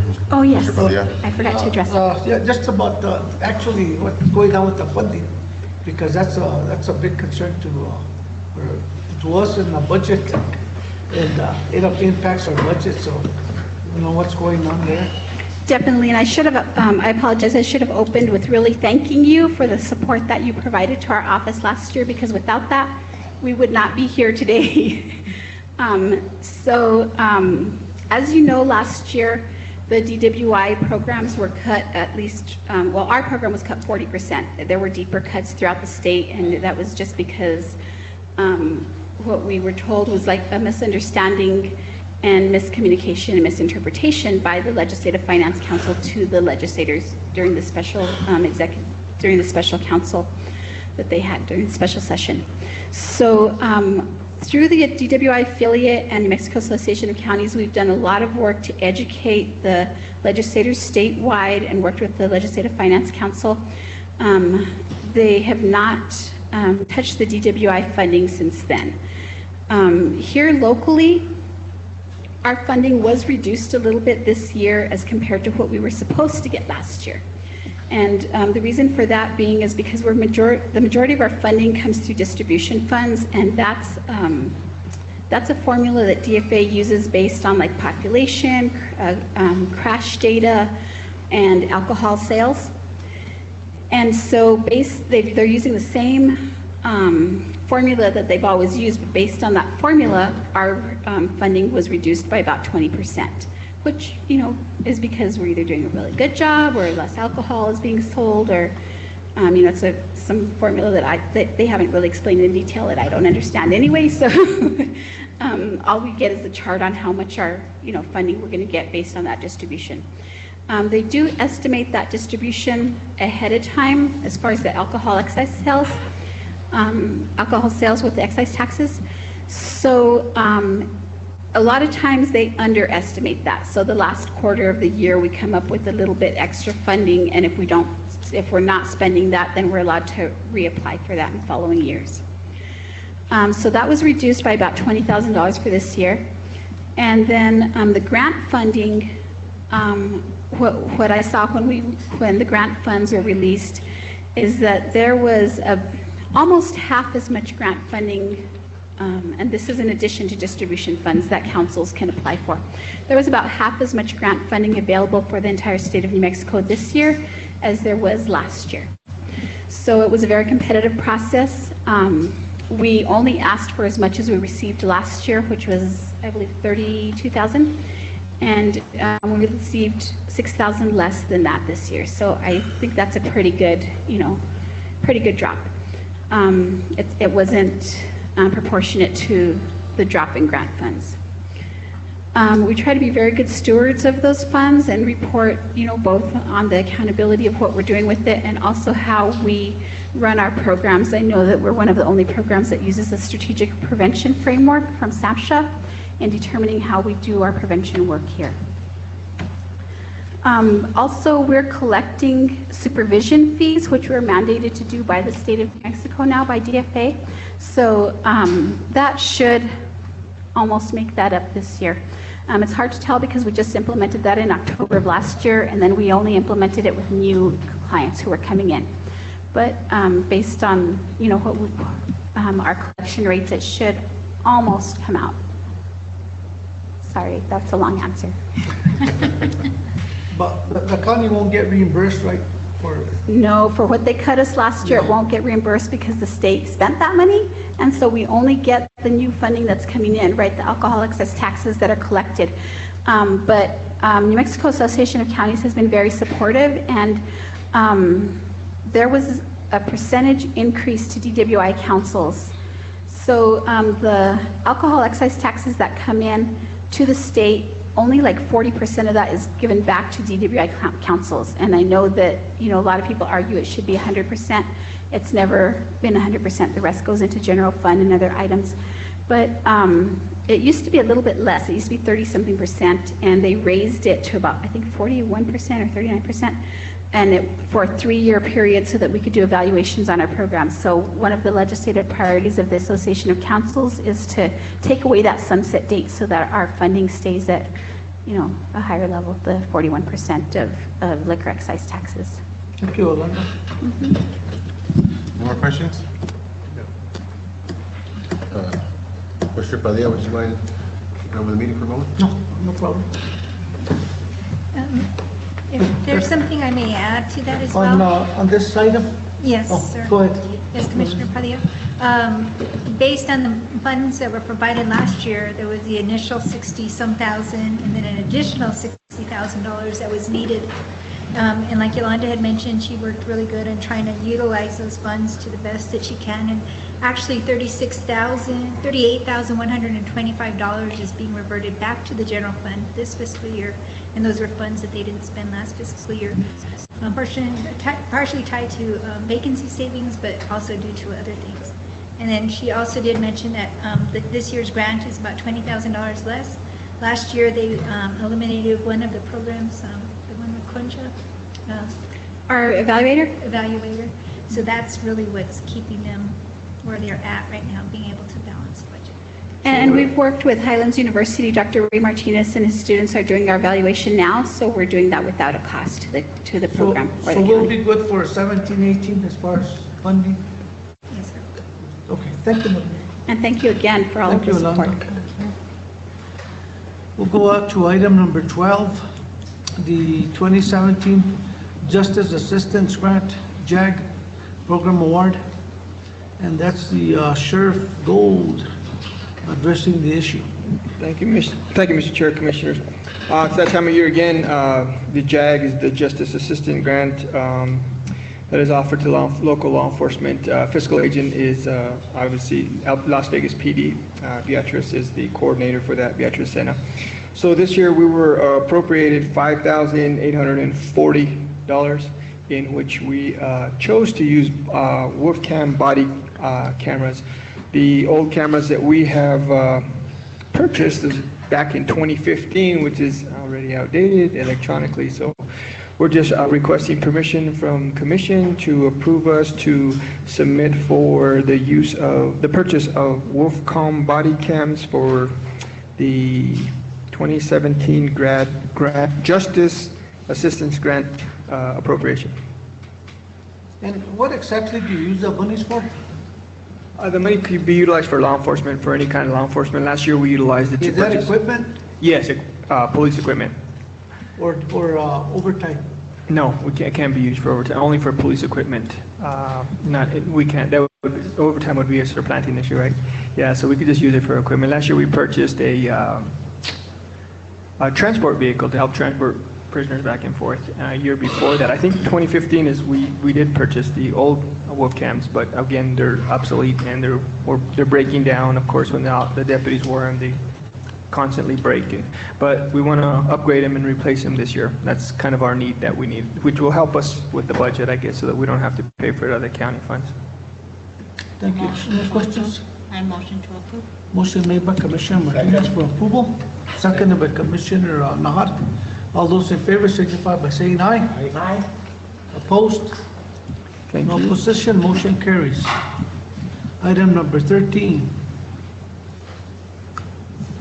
That'll be resolution number 09-1117, addition of El Campito Road, a newly named private road to the official E91 road list of San Miguel County, New Mexico.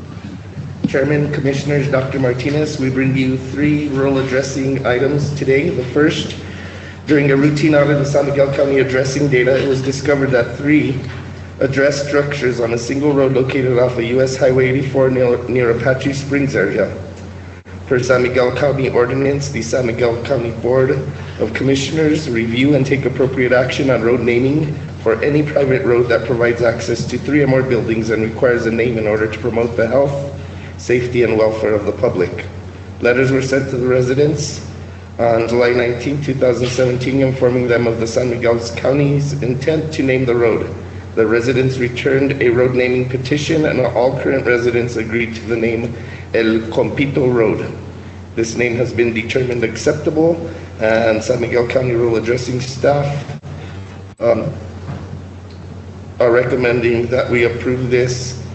The $100 fee has been waived since the county initiated it. Any questions? Motion to approve. Motion to approve made by Commissioner Nahar, Second. seconded by Commissioner Martinez. All those in favor signify by saying aye. Aye. Opposed? No opposition, motion carries. Item number 14, resolution number 09-1117, Road 02, RA 02, revising the road name Lonely Road with Calle Misote. Lonely Road was initially named incorrectly, and the road address in the issue is requesting this change to official E91 road list of San Miguel County, New Mexico. Yes, so Mr. Manuel Baca, a resident of this driveway, notified the Rural Addressing Division that the name of the road was incorrect via a road naming petition. So what had happened is we had sent out petitions and received them, but this one had been misplaced and was inadvertently given the incorrect name. So Rural Addressing is attempting to correct that with this item. So as per Mr. Manuel Baca's request, we are renaming the road with his recommendation, which is El Calle Mesote. Because this road naming was required, not requested by the resident, the $100 fee has been waived. At this time, we are requesting approval. Let me ask you a question. Do you know what that misote means? I've never heard that word in my life. Misote something, but I don't know if it's like some kind of a wood Spanish in nature, if it's Native American. We're asking Commissioner Varela to identify that word. Where are we? What is the word? The word is misote, Calle Misote, M-E-S-O-T-E. On item number 14. Yeah, I saw that. Nobody knows anyway. Do I hear a motion? Motion to approve. Commissioner Nahar makes a motion Check to the approve. spelling. Spell check. The motion to approve by Commissioner Nahar. I was looking up the word for remote. Second. Second. Second by Commissioner Martinez. All those in favor signify by saying aye. Aye. Aye. Opposed? No opposition, motion carries. Item 15. Thank you. Resolution -1117, RA 03, edition of Camino de Aliante, new name road. Diego Trujillo. Yes, sir. As per San Miguel County ordinance, the San Miguel County Board of Commissioners, please review and take appropriate action on road naming for any private road that provides access to 3 or more buildings and requires a name in order to promote the health, safety, and welfare to the public. The property owner off frontage road 2116 in Roan, New Mexico petitioned the county to name his driveway. The property owner chose the name Camino Adelante. This name has been determined to be acceptable by SMC rural addressing staff, and the property owner has paid the $100 fee as per 4.3A of Ordinance SMC 07-1399 ORD2. At this time, the rural addressing staff is requesting approval. So move for approval, Mr. Chairman. Motion made by Commissioner Padilla, Second. seconded by Commissioner Nahar. All those in favor say aye. Aye. Aye. All those opposed, same sign. Motion carries. Thank you, Mr. Trujillo. Item number 16, approval of the bid award 2017 revenue bond project in the East Pecos CR V60 project, the lowest qualified bidder, Mr. Madrid.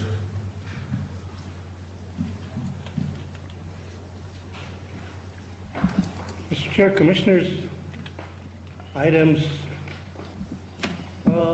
number 16. This is the project in Pecos B60. That's the one with the contaminated materials. We broke this up into 3 sections.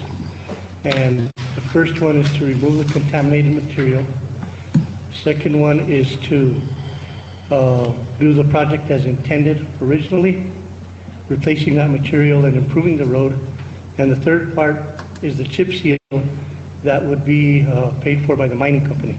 So the bid was done in lots so that we could award to different contractors to isolate the prices. And in this case, for the chip seal, we'll probably have to delay that until after winter, depending on the timing of the project. So we're recommending to award bid lots number 1 and 2 to, let me make sure I get these right. HO Construction, and bid lot number 3 to Sierra Valley. The other way. Okay, I read those backwards. Bid lots 1 and 2, and let me give you the amounts for the record. 1 and 2 would be to Sierra Valley for bid lots 1 and 2 in the amount of $321,538.19, including gross receipts tax. Bid lot number 3 is to HO Construction in the amount of $36,857.49. We ask for your approval. Did I hear you correct, Mr. Madrid, that the mining company is paying this 100%?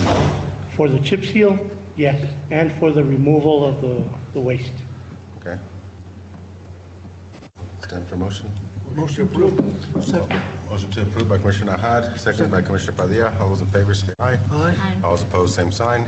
Motion carries. I would like to, can I add something? Absolutely. And I would just like to reiterate my request, and we spoke about this earlier, is that money that was allocated for this project, if that could be used for the road leading to the old Colonias Road, the main road, we've talked about that. I know it's going to need some engineering and design work to lift it and put a culvert under it. I get calls about that one probably more than any of them, and that, you know which one I'm Right. talking about, right? Yes. And that big arroyo, and I know that there have been some issues in the past with, The landowner that Landowner, puts water yeah. on his property? Yes, so we're familiar with I that. bugged Arnold about this, so I want to request that we can. We'll address He that, said it was Commissioner. going to be applied, the money that was saved was going to be applied to a different road. Has that been decided yet, or does it just No, go to but the general pool? the way that it should work, Commissioner, is that once the projects are proceeding and as they're closed and we determine what the savings are, that probably should not be incumbent upon us to decide, but to bring back to the commission to see where those monies should be spent, because it was the commission's decision originally. Oh, So that should be brought back to the commission once we have a dollar amount determined. thank you.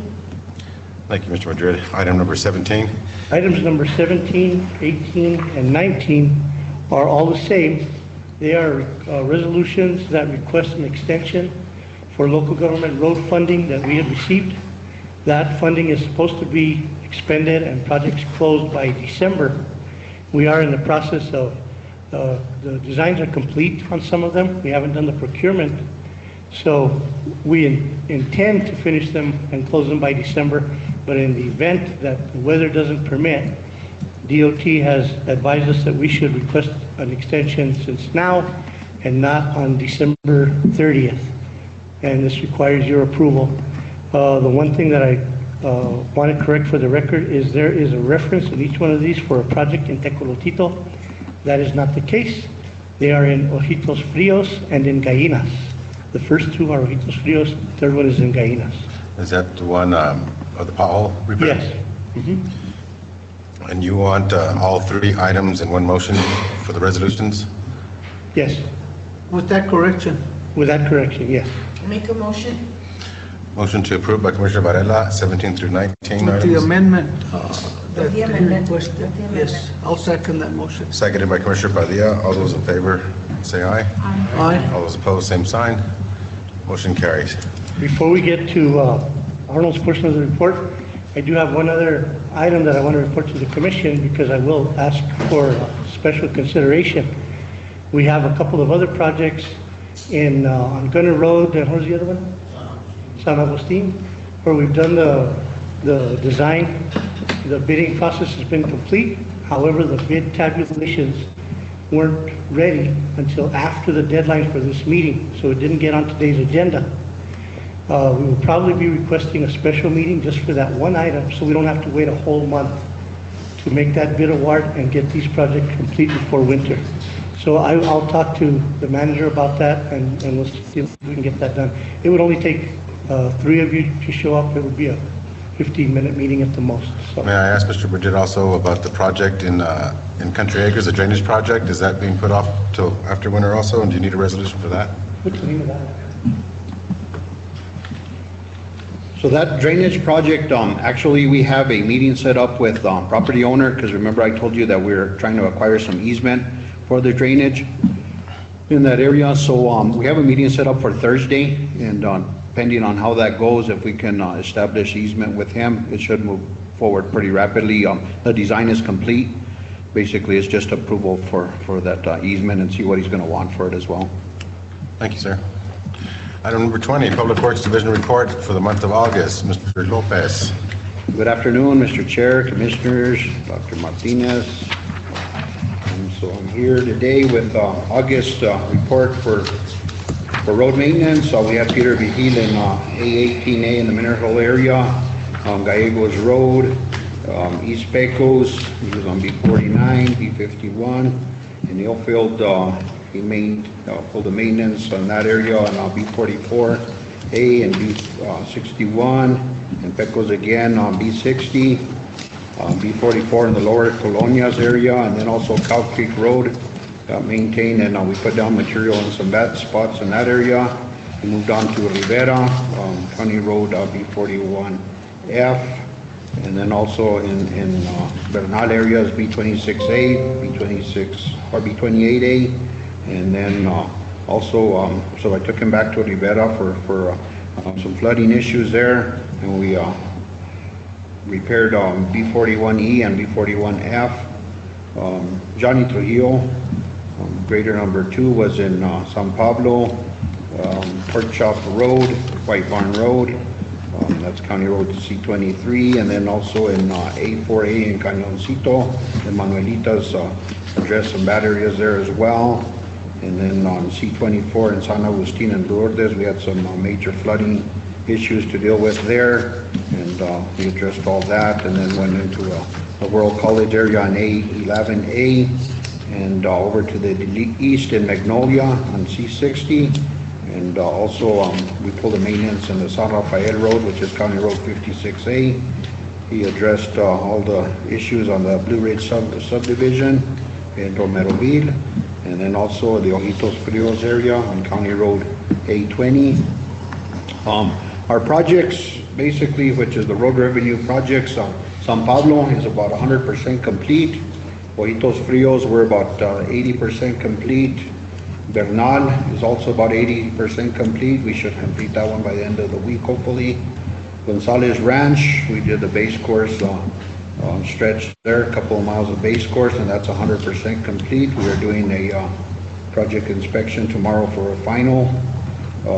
Cabo Lucero and Jolly Jeep Trail up in Mineral Hill area, we're about 90% complete there. Should be completing here in a couple days.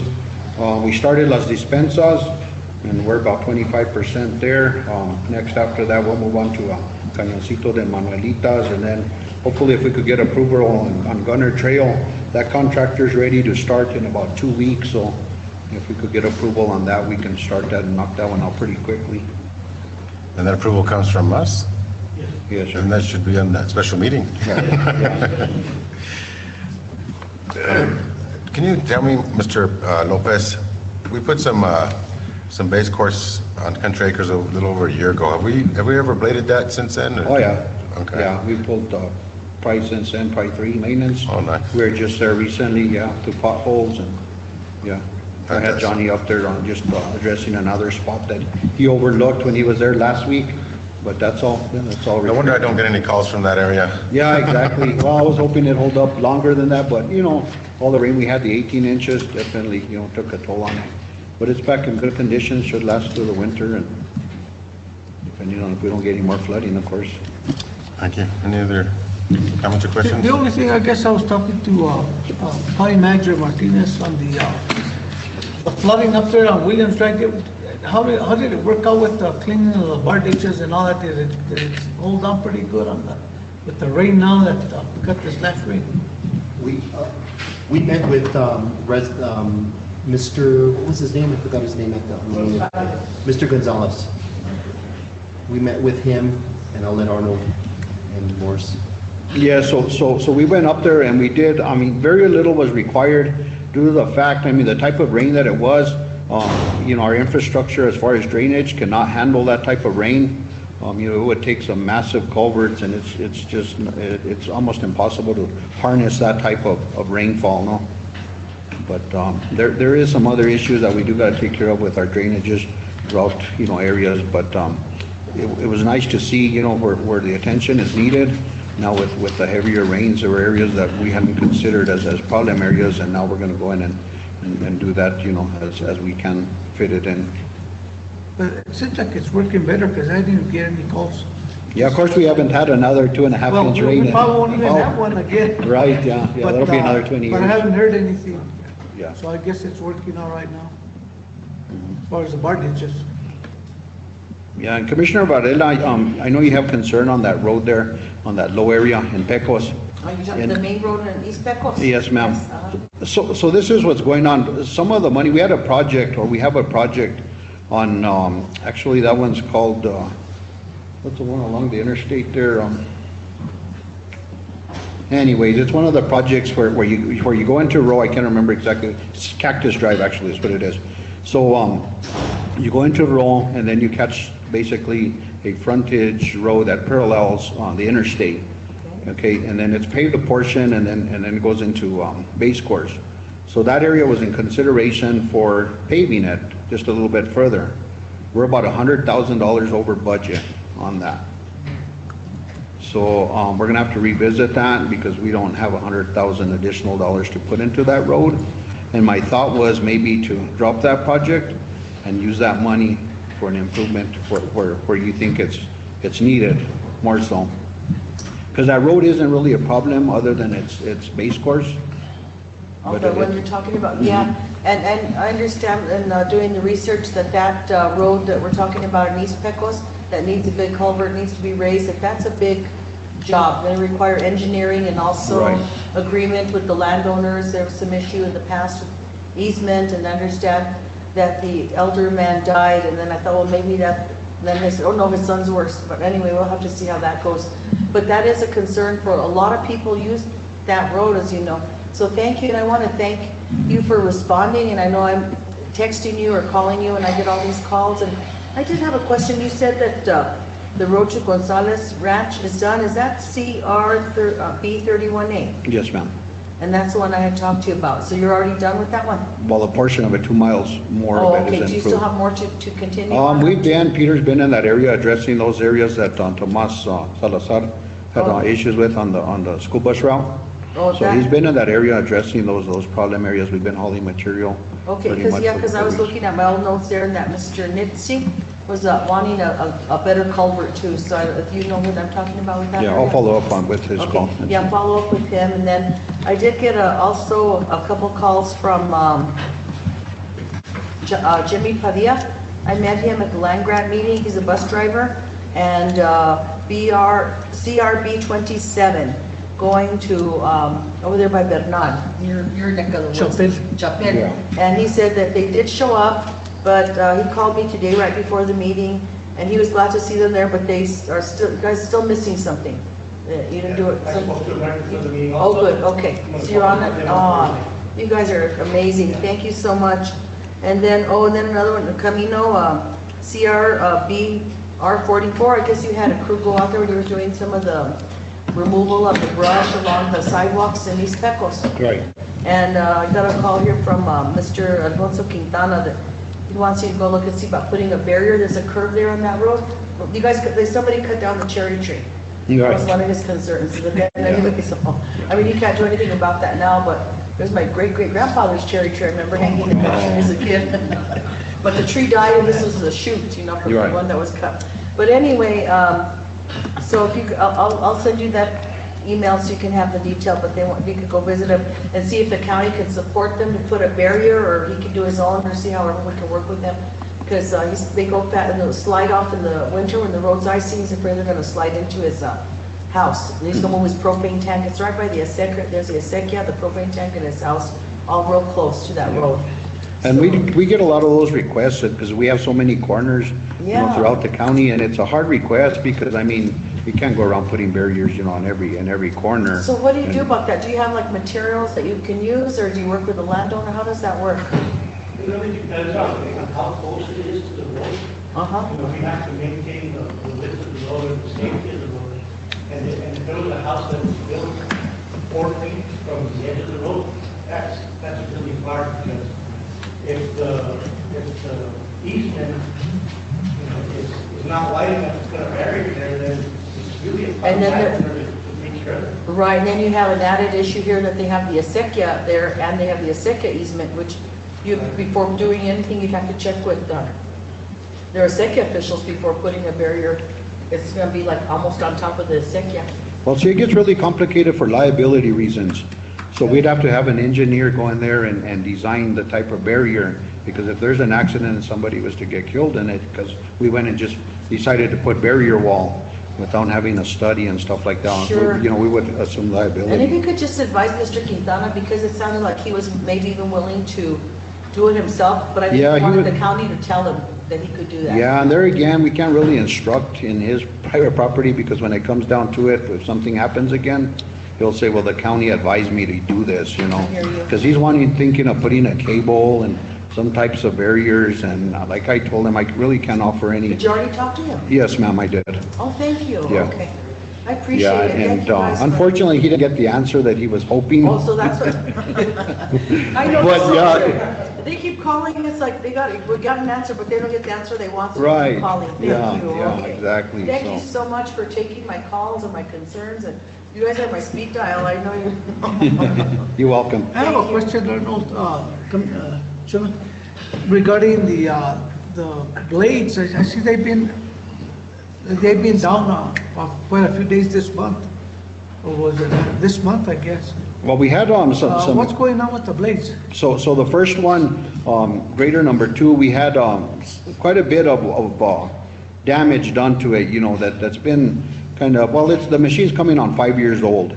Okay, so it's had a lot of wear and tear, you know, and so we had to take it in, and upon inspection, they found other cracks within the circle, and so all that got addressed. We got that one fixed, and then the newer grader was having some warranty issues, and it should be complete. I was hoping today, if not tomorrow, we should get it back. And you know, we've been short an operator coming on like 10 months now, so that also has hampered, you know, our able to provide service. You know, we did interviews, and we selected a couple of operators. But we're still shy, you know what I mean, so. There's quite a few people retiring from the highway department that are lead operators that want to send them to you to. Yeah, unfortunately, that'd be nice, but unfortunately they can't double dip, as we call it. No, they can't? They can't, no, they would have to, if, you know, they'd have to give up their retirement to come and work for us. And it's not very likely they're gonna do that, but yeah, that's. So that's part of PERA thing? Right. Oh, okay. Yeah, they reverse the They allow us to double dip 3 years ago. So what's going on now? The retired employee cannot go back to work? You can go back to work, but you have to give up your retirement and collect Oh, all your I see. salary. You can't collect both anymore. So it's still the same, yeah, okay. Yeah. So Not a problem. Not even that. Anything else? I just want to mention, going back to Williams Drive, we're working with the association right now on for 2 residents on Williams Drive, and then there's another one on Ayano Road. So we're working with the Association of Counties on specific flood issues concerning those Williams Drive and Ayano Road. Okay. Thank you. Thank you. Thank you, gentlemen. Mr. Padilla, just one more thing on that bridge up there in your area on Rosella on 848. Right. That's just about to finish for design, so we could redo the deck on that. Okay. And we'll have that out to bid here pretty quick also, Yeah, so we can that'd be take care of good. that Now that issue. the trucks start going in, Right. they'll need a good deck there. Yes, sir. Thank you. Thank you, gentlemen. I'd like to recognize Judge Sandoval. How are you doing today? Great. Item number 21, Flynn Urban Interface Community Wildland Protection Plan. Chief Montaño.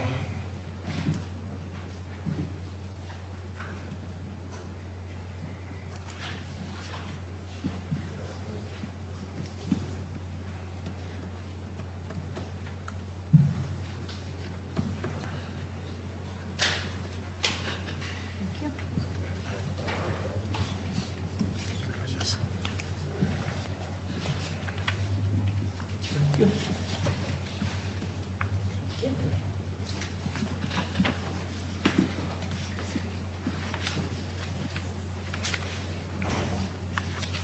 Good afternoon, Mr. Chairman, all members of the commission, Mr. Romero. Item number 21 is the Wildland Urban Interface Community Wildland Protection Plan. San Miguel County Fire was notified that the Wildland Urban Interface Community Wild Protection Plan was outdated. This document provides information regarding wildfire to the citizens as well as policymakers and public agency within San Miguel County. A request for proposals for the purpose of hiring an agency to update and revise the Wildland Urban Interface Community Wildland Protection Plan has been written, and at this time is being brought to the San Miguel County Board of Commissioners for approval to proceed as is necessary and required by having the San Miguel County Attorney review the RFP and ultimately with the advertising of said RFP. So at this time, we are requesting for review and for approval of said RFP. Questions? If I may also add, just for the record, we are going to be using Secure Rules school funding for this particular project, and it has to be made part of the minutes. So if you could just please ensure that that's made part of the minutes. Thank you. Any questions? It's time for a motion to approve. Motion to approve. Motion to approve by Janice Varela, Second. seconded by Commissioner Nakar. All those in favor say aye. Aye. All those opposed, same sign. Motion carries. Thank you, Chief. Thank you. Item number 23, recommendation to approve the job description of the detention center officer transport, or transport officer, excuse me. Point of order. Oh, did I skip an item? Yeah. That's why you're still there, Chief. Ms. Boa Springs Hatchery Lease. Chief Montaño. Okay. Thank you. So for several years, San Miguel County Fire has been in discussion with the New Mexico State Game Commission regarding the leasing of a parcel of land located within the Lisboa Springs Hatchery site for the future purpose of building a volunteer fire station. The discussions have been finalized, and at this time, San Miguel County Fire is seeking approval from the San Miguel County Board of Commissioners to enter into a 99-year lease by and between the New Mexico State Game Commission and the San Miguel County for the express purpose of leasing a specific parcel of land within the Lisboa Springs Hatchery to construct a volunteer fire department in the near future. That lease is for $1 for 99 years. Getting some pretty good deals. It's not a budget. Motion to approve. Motion to approve by Commissioner Martinez, Second. seconded by Commissioner Varela. All those in favor say aye. Aye. All those opposed, same sign. Motion carries. Thank you, Chief. Thank you. Thank you, and good job bringing that station to Pecos, another station, appreciate it. Thank you. So at this time, if it's okay, I'd like to start with you, Commissioner Varela, since it's in your district, to review and sign the lease agreement. Thank you so much. Thank you. Thank you, sir. Item 23, recommendation to approve the job description for detention officer, transport officer. Eileen Cedillo. Chairman, Commissioners, the job description of detention officer, transport officer will reflect the responsibilities in transporting inmates, detainees to courts, New Mexico Behavioral Health Institute, medical appointments, and emergency medical transports, and all other duties assigned as detention officer. So I'm seeking the approval of this job description for detention officer, transport officer. Any questions? So move for approval. Motion by Commissioner Padilla, Second. second by Commissioner Ahad. All those in favor say aye. Aye. All those opposed, same sign. Motion carries.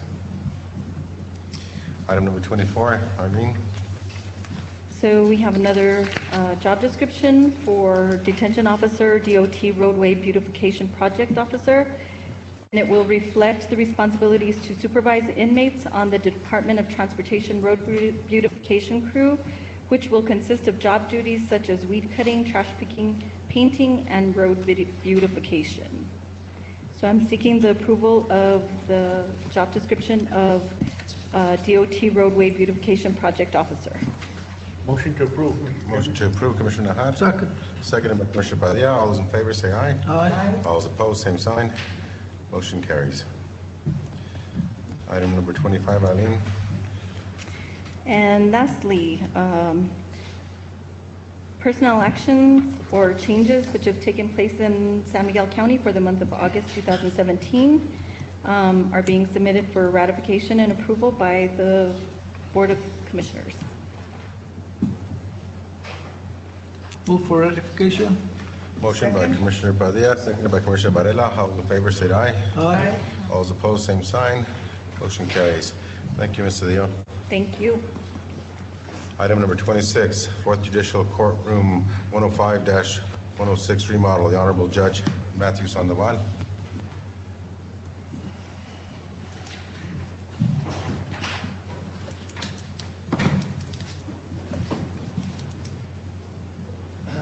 Mr. Chairman, members of the commission.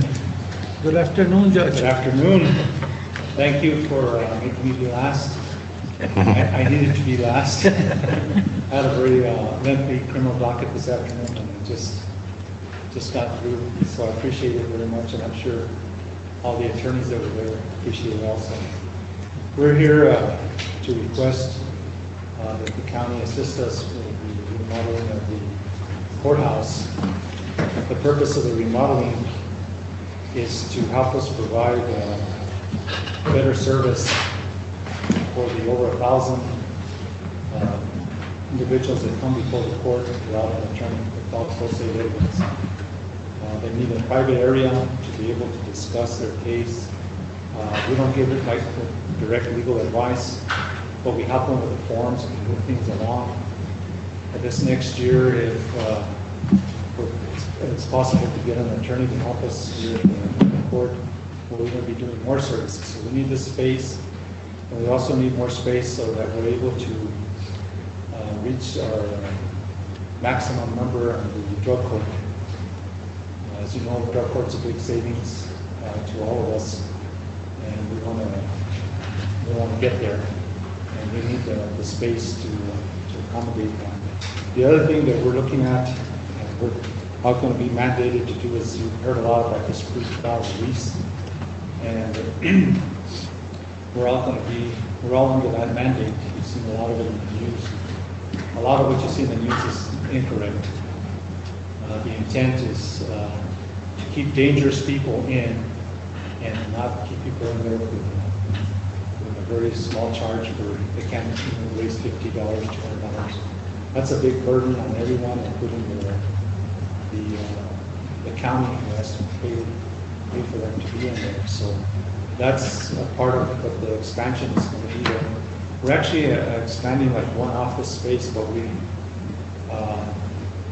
we have it set up pretty well so that everybody's going to have a better chance. We're also going to have a place to have a computer. We're one of the pilot programs to have people come in with domestic violence. And we'll assist them. But the computer will have you go through the steps and then tell you if you qualify or not. Because a lot of people on domestic violence, they want to file on a neighbor or somebody that's not related, and that's not the intent. It's about the family relationship, brother, sister, mother, father, etc. And someone wanted dogs barking and things like that. Which is okay. That's what we're there for. We all hear the same thing. The same things that you hear, the same things we hear. But we serve a very large community, a population that cannot afford an attorney. We're committed to do that. We will have special training for us, for judges to deal with it, so that we're combination of patience and some legal training. And, we can't give legal advice. Nobody at the courthouse can give legal advice. But we certainly can assist them with other means. So we ask that you approve our request. It's for some remodeling and also for some equipment that's going to be necessary, cameras and key card. This is all safety. What, Mr. Chairman, exactly what are we talking about? Are you talking about remodeling or adding, or I don't know exactly what we're talking about. I know that you need a room, but we don't know exactly what. It's right there where the clerk's office is, and you're welcome to have a tour over there. It's right where the clerk's office. We're going to cut out one of the windows where the people come up and to speak. And we're also going to put some barriers there because people can't hear. And so that wall that's going to be built there is going to allow a bigger space for it's like in the middle between the drug court and the person that's doing, they're actually both doing the pro se with the people that don't have attorneys. So it's all within the courthouse there. So it's inside. It's inside. The We're changes. not expanding the building or anything. And what, are you getting any help at all from the state, or are we going to help you out, or they're going to help you out? Are they going to help you out with some funds, or are we going to do everything, or how is it? On this do case, we propose? Mr. Chairman, Commissioner Padilla, in this case, we're asking for the funds from here. In the past, as you know, I've always been able to secure funds. As a matter of fact, in the third courtroom downstairs, we spent $60,000 to put that jury box. On other equipment, which is basically the county's cost, we have for security, we've obtained it for that. This year has been a really bad year, as you know, and bad for you too, I understand that. But the other thing about this is that this saves money in the long run. You're going to make an investment, but you're going to save. I will continue to work with the state. I have submitted some capital outlay that directly involves the court for this year. Last year we were all doing well around August, and then the oil and gas got all that. We actually got cut to 3%, and they only restored 1%. And so we've had to limp along. We're hoping that nothing like that happens this year. But still, money's still short. I understand that. How much money are we talking about? I mean, that's the bottom line, because that's what we're looking at. The remodel itself is $19,000. And then the equipment is about $12,000. 12,000 or 1,200? 12,000. It's around 30,000. About 30,000. Okay. But if you recall what I said about the savings, I think we've been saving money all along. I mean, we've had drug court since 2007 or 2008. And the other service, for the court people, that's something that I think we all have a duty. We're providing the personnel. Matter of fact, I'm asking for another half person, part-time person. I don't think we've got a person, part-time person to help out with that. So from our end, we're doing everything we can to make sure we have it staffed.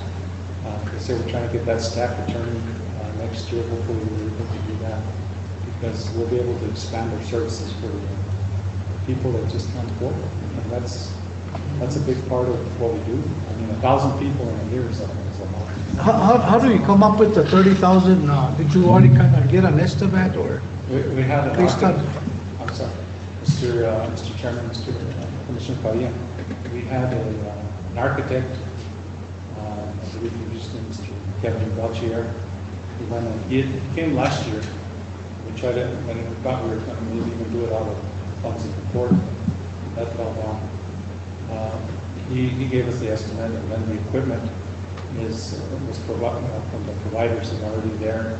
They have the cameras and the card readers that they only have on you. The card readers and the cameras that we need to have security for these people that are going to be doing this work. And are we looking at this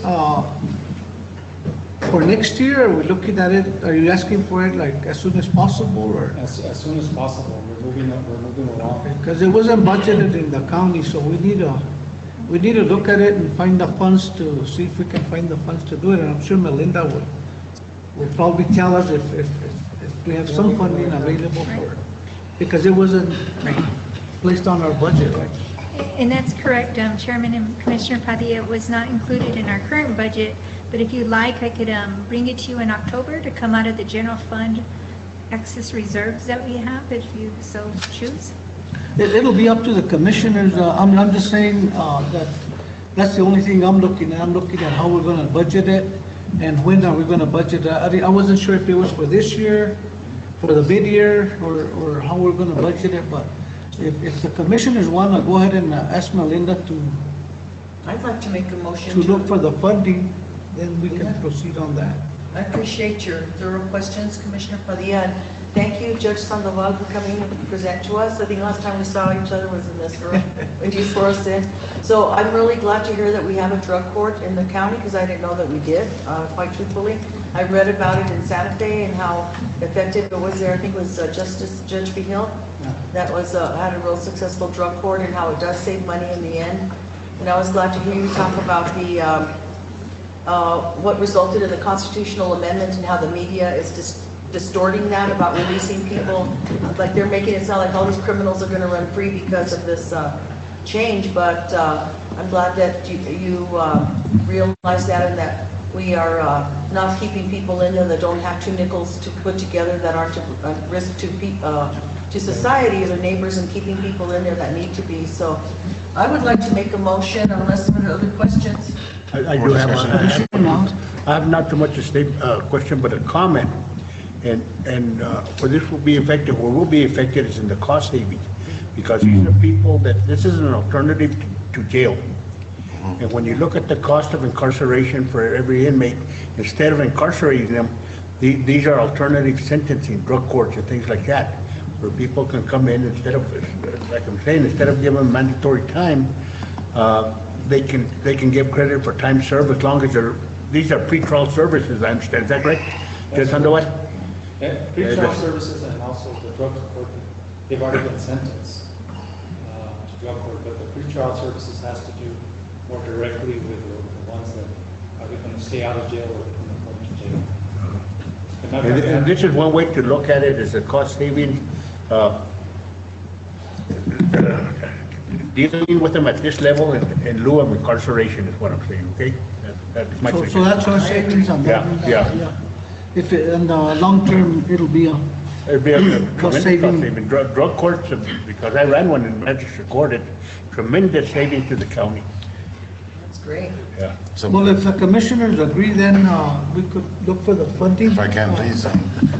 The cushion that you described to us that's above the minimum thing, that's probably where it would come out of? And that would be correct, Commissioner. And 30,000 is like less than 5% maybe of the cushion? Oh, and that's correct, Chairman. Our excess reserve right now is a little bit below about $1 million. So yes, that would come out of it. So that's really not much for our reserve. And I did the math. We went over the rolls, the inmate rolls, with our former warden, because we were looking at at possible releases of people that are low offenders, misdemeanors before this rule went into effect, the constitutional amendment. And it's about $5,600 to $6,000 a month is what we spend on low-level misdemeanor types that are now going through drug court and all these others. So just FYI, it's about $1 million a year that the county spends on people that don't really need to be incarcerated based on this constitutional amendment, and which now the pressure is going on the courts to move them through that process. So it's something that I would certainly support, and I'll leave it. So I'll go ahead and second your motion to go ahead and, well, I guess we don't need a motion, we need just to. Do we need a motion to direct? Director, just the director to look for the monies, and then it can be brought back to the commissioners as to where the money's gonna come from. Yes, sir. Yes, I'll make that motion to direct Melinda to work on the budget to present that next month, so we can approve it next month. Sure. And I'll second that Do we motion. need to approve it next month rather than now? Actually, all she needs direction right now to find the funding. Yeah, that's the direction of the motion, would be to table it until next month. Excellent. Thank you so much. So thank you, Judge. Well, thank you very much. For your patience. Thank you for your depth of understanding. You know, this is a very big deal that's going on, not only in this state, the detention, but it's all over the country. It's the U.S. Constitution, federal courts operate under that kind of a procedure. And so it's always, when there's change, it's hard, and as I'll tell you as a judge, and even going back to when we were policemen, if you let somebody go, you're always, even though it's a listener, you're always in the back of your mind saying, yeah, I hope it'll be something else, because that. But listen, we don't have a crystal ball. We really don't. They're using a computer program that we're trying to use as just to supplement the decision making on that. And we're looking at that too, but that's just a supplement because we need all the help we can get. And even with that, even in our own relationships, look how many times we've found out later on that we made a bad decision, you know. But that's just the way it is. And so it's a lot of stress, and I'm not complaining to you, the judge, when it comes to those things because you don't want anybody else to get hurt. But you can just, a judge knows less about the case than anybody in the courtroom. You just know what they present to you. So. But anyway, thank you very much. And so I'm assuming that everything will go very well. And if you need for me to come back next month, just let me know. And so that we can get started on it. It's a very big project. And Mr. Belcher is already making plans and everything. So it'll just be a matter of putting out for bids, and the other hard equipment, that's already been checked out.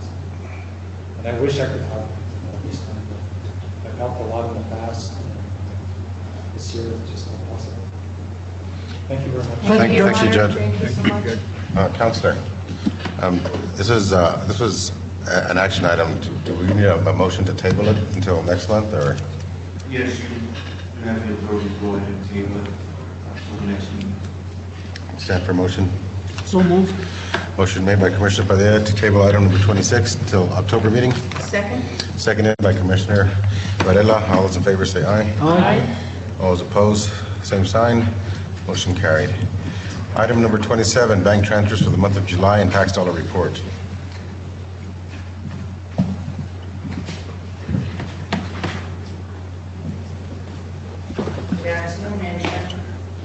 Good afternoon. Good afternoon. Before I start with our transfers, I want to make a note. June, July, and August were very busy for our office. Excuse me, I have a little cold. We collected $1,135,805.69 in 3 months. So you know we were busy. Our estimated for September 1st through September 7th, we've already collected $231,162.81. So you know we're going to be busy September, October, and November until the bills go out. So you might get some money from there. Was there $30,000 in there? Yeah, there's $30,000 in there. Don't expect to for the money. Our transfer to Bernalillo County this month was $46,420. That was for the month of September. We had one internal transfer that was from the general fund to fire funds. The money should have actually been deposited into the fire funds, and it was to general funds, so we had to move $201,458. That was done in August the 8th. Then on August the 1st, we had a small payroll transfer that was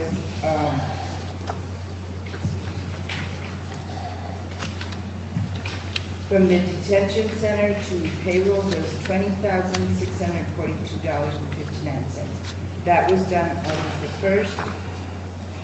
Our regular payroll transfer, August the 2nd, was $65,696.58 from detention center, $189.19.49 from general fund. That was a total of $254,760.07. And on August the 17th, we had $53,549.23 from detention center, $184,632.89. That was a total of $238,182.12. And then August the 30th, we had another payroll transfer, which was $51,728.28 from detention center, $180,346.19 from general fund. That was a total of $232,074.47. We had 3 payroll transfers in August. Any questions?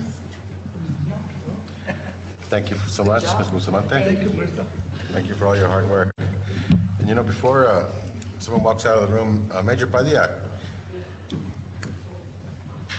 in light of hiring a new warden, I'd really like to thank you for taking the reins while we were waiting. Commissioner Hyde made a statement today that he was the jail administrator long enough to know that he never wanted to do that again. So, so I really appreciate you stepping up to the plate and handling things while we were doing our search. We do appreciate that. Thank you very much.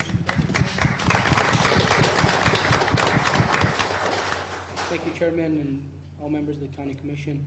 I just want to thank you for giving me that opportunity. I hope that I did a good job while I was intern.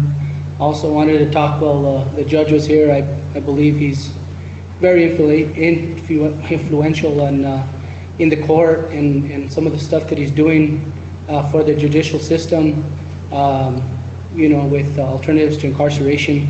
So I kind of want to speak, but I don't want to speak out of turn. But his thinking and his programming, he's on the right track. And I'm hopeful that the new administrator that comes in will do a good job for us, for all of us in San Miguel County. But thank you very much. Thank you. Thank you again, Major.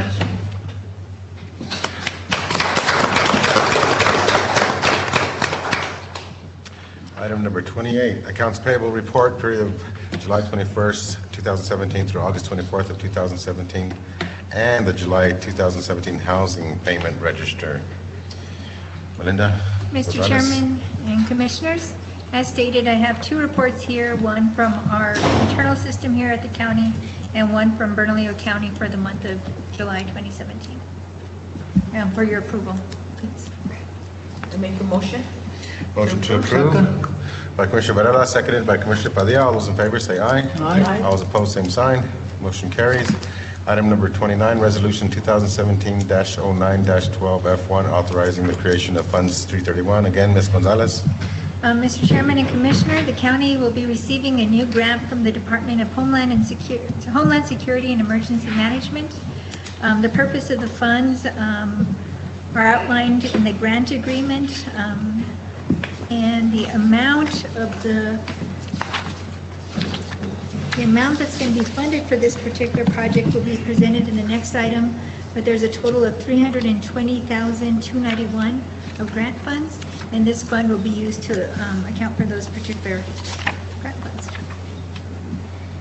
Any questions? It's time for a motion.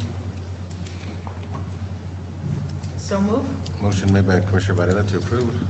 Second. Seconded by Commissioner Padilla. All those in favor say aye. Aye. All those opposed, same sign. Motion carries. Item number 30, Resolution 2017-09-11-F2. Ms. Gonzalez. Mr. Chairman and Commissioners, there's a number of budget adjustments that I'll go over. The first three are within the general fund. I'm requesting an increase of $35,322 in the general fund in order to budget for the NMSU Ag program. There's also an adjustment where I'm requesting a reduction in the transfers and a reduction in the expenditures in workers' comp in the general fund, but later you're going to see other funds that needed to be increased. At our final budget hearing, I told you guys that I had increased the budget because we got our workers' comp premiums in, and we did adjust it accordingly, but once we allocated the cost, some of it belonged to public works, some of it belonged a reduction in the detention center, all these different changes, and this is the net result in the general fund. And then, Excuse me, can I ask, did the PILT money come in yet? no, we won't receive, Commissioner Varela, we will not receive PILT monies until June. So we did receive the monies for last fiscal year in June, but for this fiscal year, we wait until the very end of the fiscal year to receive it. You're welcome. The third adjustment in the general fund is a transfer, an additional transfer of $1,621.32 from the DWI fund. And that was due to a chargeback or an adjustment in costs between the DWI programs. As mentioned earlier, the DWI program is transferring a total of $38,125.32 back into the general fund. And this is a portion of it that had not been accounted for yet. The next fund is 201. That's where you'll see an increase in a transfer to public works for the workers' comp of $24,676. The cost was actually increased by $22,777, but the transfer is more because we have that 1/12 reserve requirement. As far as Fund 202 goes, there are some local government road projects that will be budgeted. This is just the state portion. The matching requirements of $64,490 will be paid out of the New Mexico Finance Authority loan. So this particular budget increase of $193,470 just reflects the state's portion of the LGRS. 230, the Crusher Fund, again, that's a change because of the workers' comp premiums. Fund 302 and 302 is tied to that 162132 transfer to the general fund, and we also got notice of a slight change in how much we're going to receive in the DWI allocation of $182. Fund 305, originally when I had budgeted for this particular grant, I was thinking it was $6,800 for the full year, but this is actually a carryover that's budgeted. The $6,800 was from September to the end of September, so it wasn't $6,800 for the full year. The Office of Emergency Management, there's also an increase in there of $1,826 tied to the workers' comp. Fund 331, which is a fund that was just created, is a grant amount of $320,291. Fund 413, which is our Sheraton Volunteer Fire Department, there's just some internal reclassifications there tied to, and Fund 406 tied to a grant that Sheridan had, and some of the costs were in Fund 413 last year, but they belonged in Fund 406, so we made some adjustments there. The largest tax fund, which is Fund 470, this is to budget for the $15,578 that Mr. Tafoya had brought up earlier. Then we also received notice from the Department of Health, the EMS Bureau, that we're receiving $3,064 for the Cabo Lucero department. The detention center, we're reducing the transfer from the general fund by $10,926 tied to the workers' comp premiums. Fund 753, which is on page 3, that's the JAG grant that Sheriff Gold was talking about earlier. This is $5,840.50 in funding that we're going to receive. And finally, Fund 998 is a reduction of a transfer of $8,856 tied to the workers' comp insurance premiums. Any questions? No questions. Stand for motion to approve. So moved, Mr. Chairman. Motion made by Commissioner Padilla. Seconded by Commissioner Nahad. All those in favor say aye. Aye. All those opposed, same sign. Motion carries. Item number 31, indigent burial. Ms. Gonzalez. Mr. Chairman and Commissioners, item 31, we received 2 indigent burial claims from Rogers Mortuary and 1 from Rivera Family Funeral and Creations. The funding they did qualify for the indigent burial, so I'm seeking ratification of these payments. So moved. Motion made by Commissioner Varela, seconded by Commissioner Padilla. All those in favor say aye. Aye. All those opposed, same sign. Motion carries. Item number 32, cash balance report. Ms. Gonzalez. Mr. Chairman and Commissioner, this is the cash balance report for June 30th, 2017. It's for informational purposes only.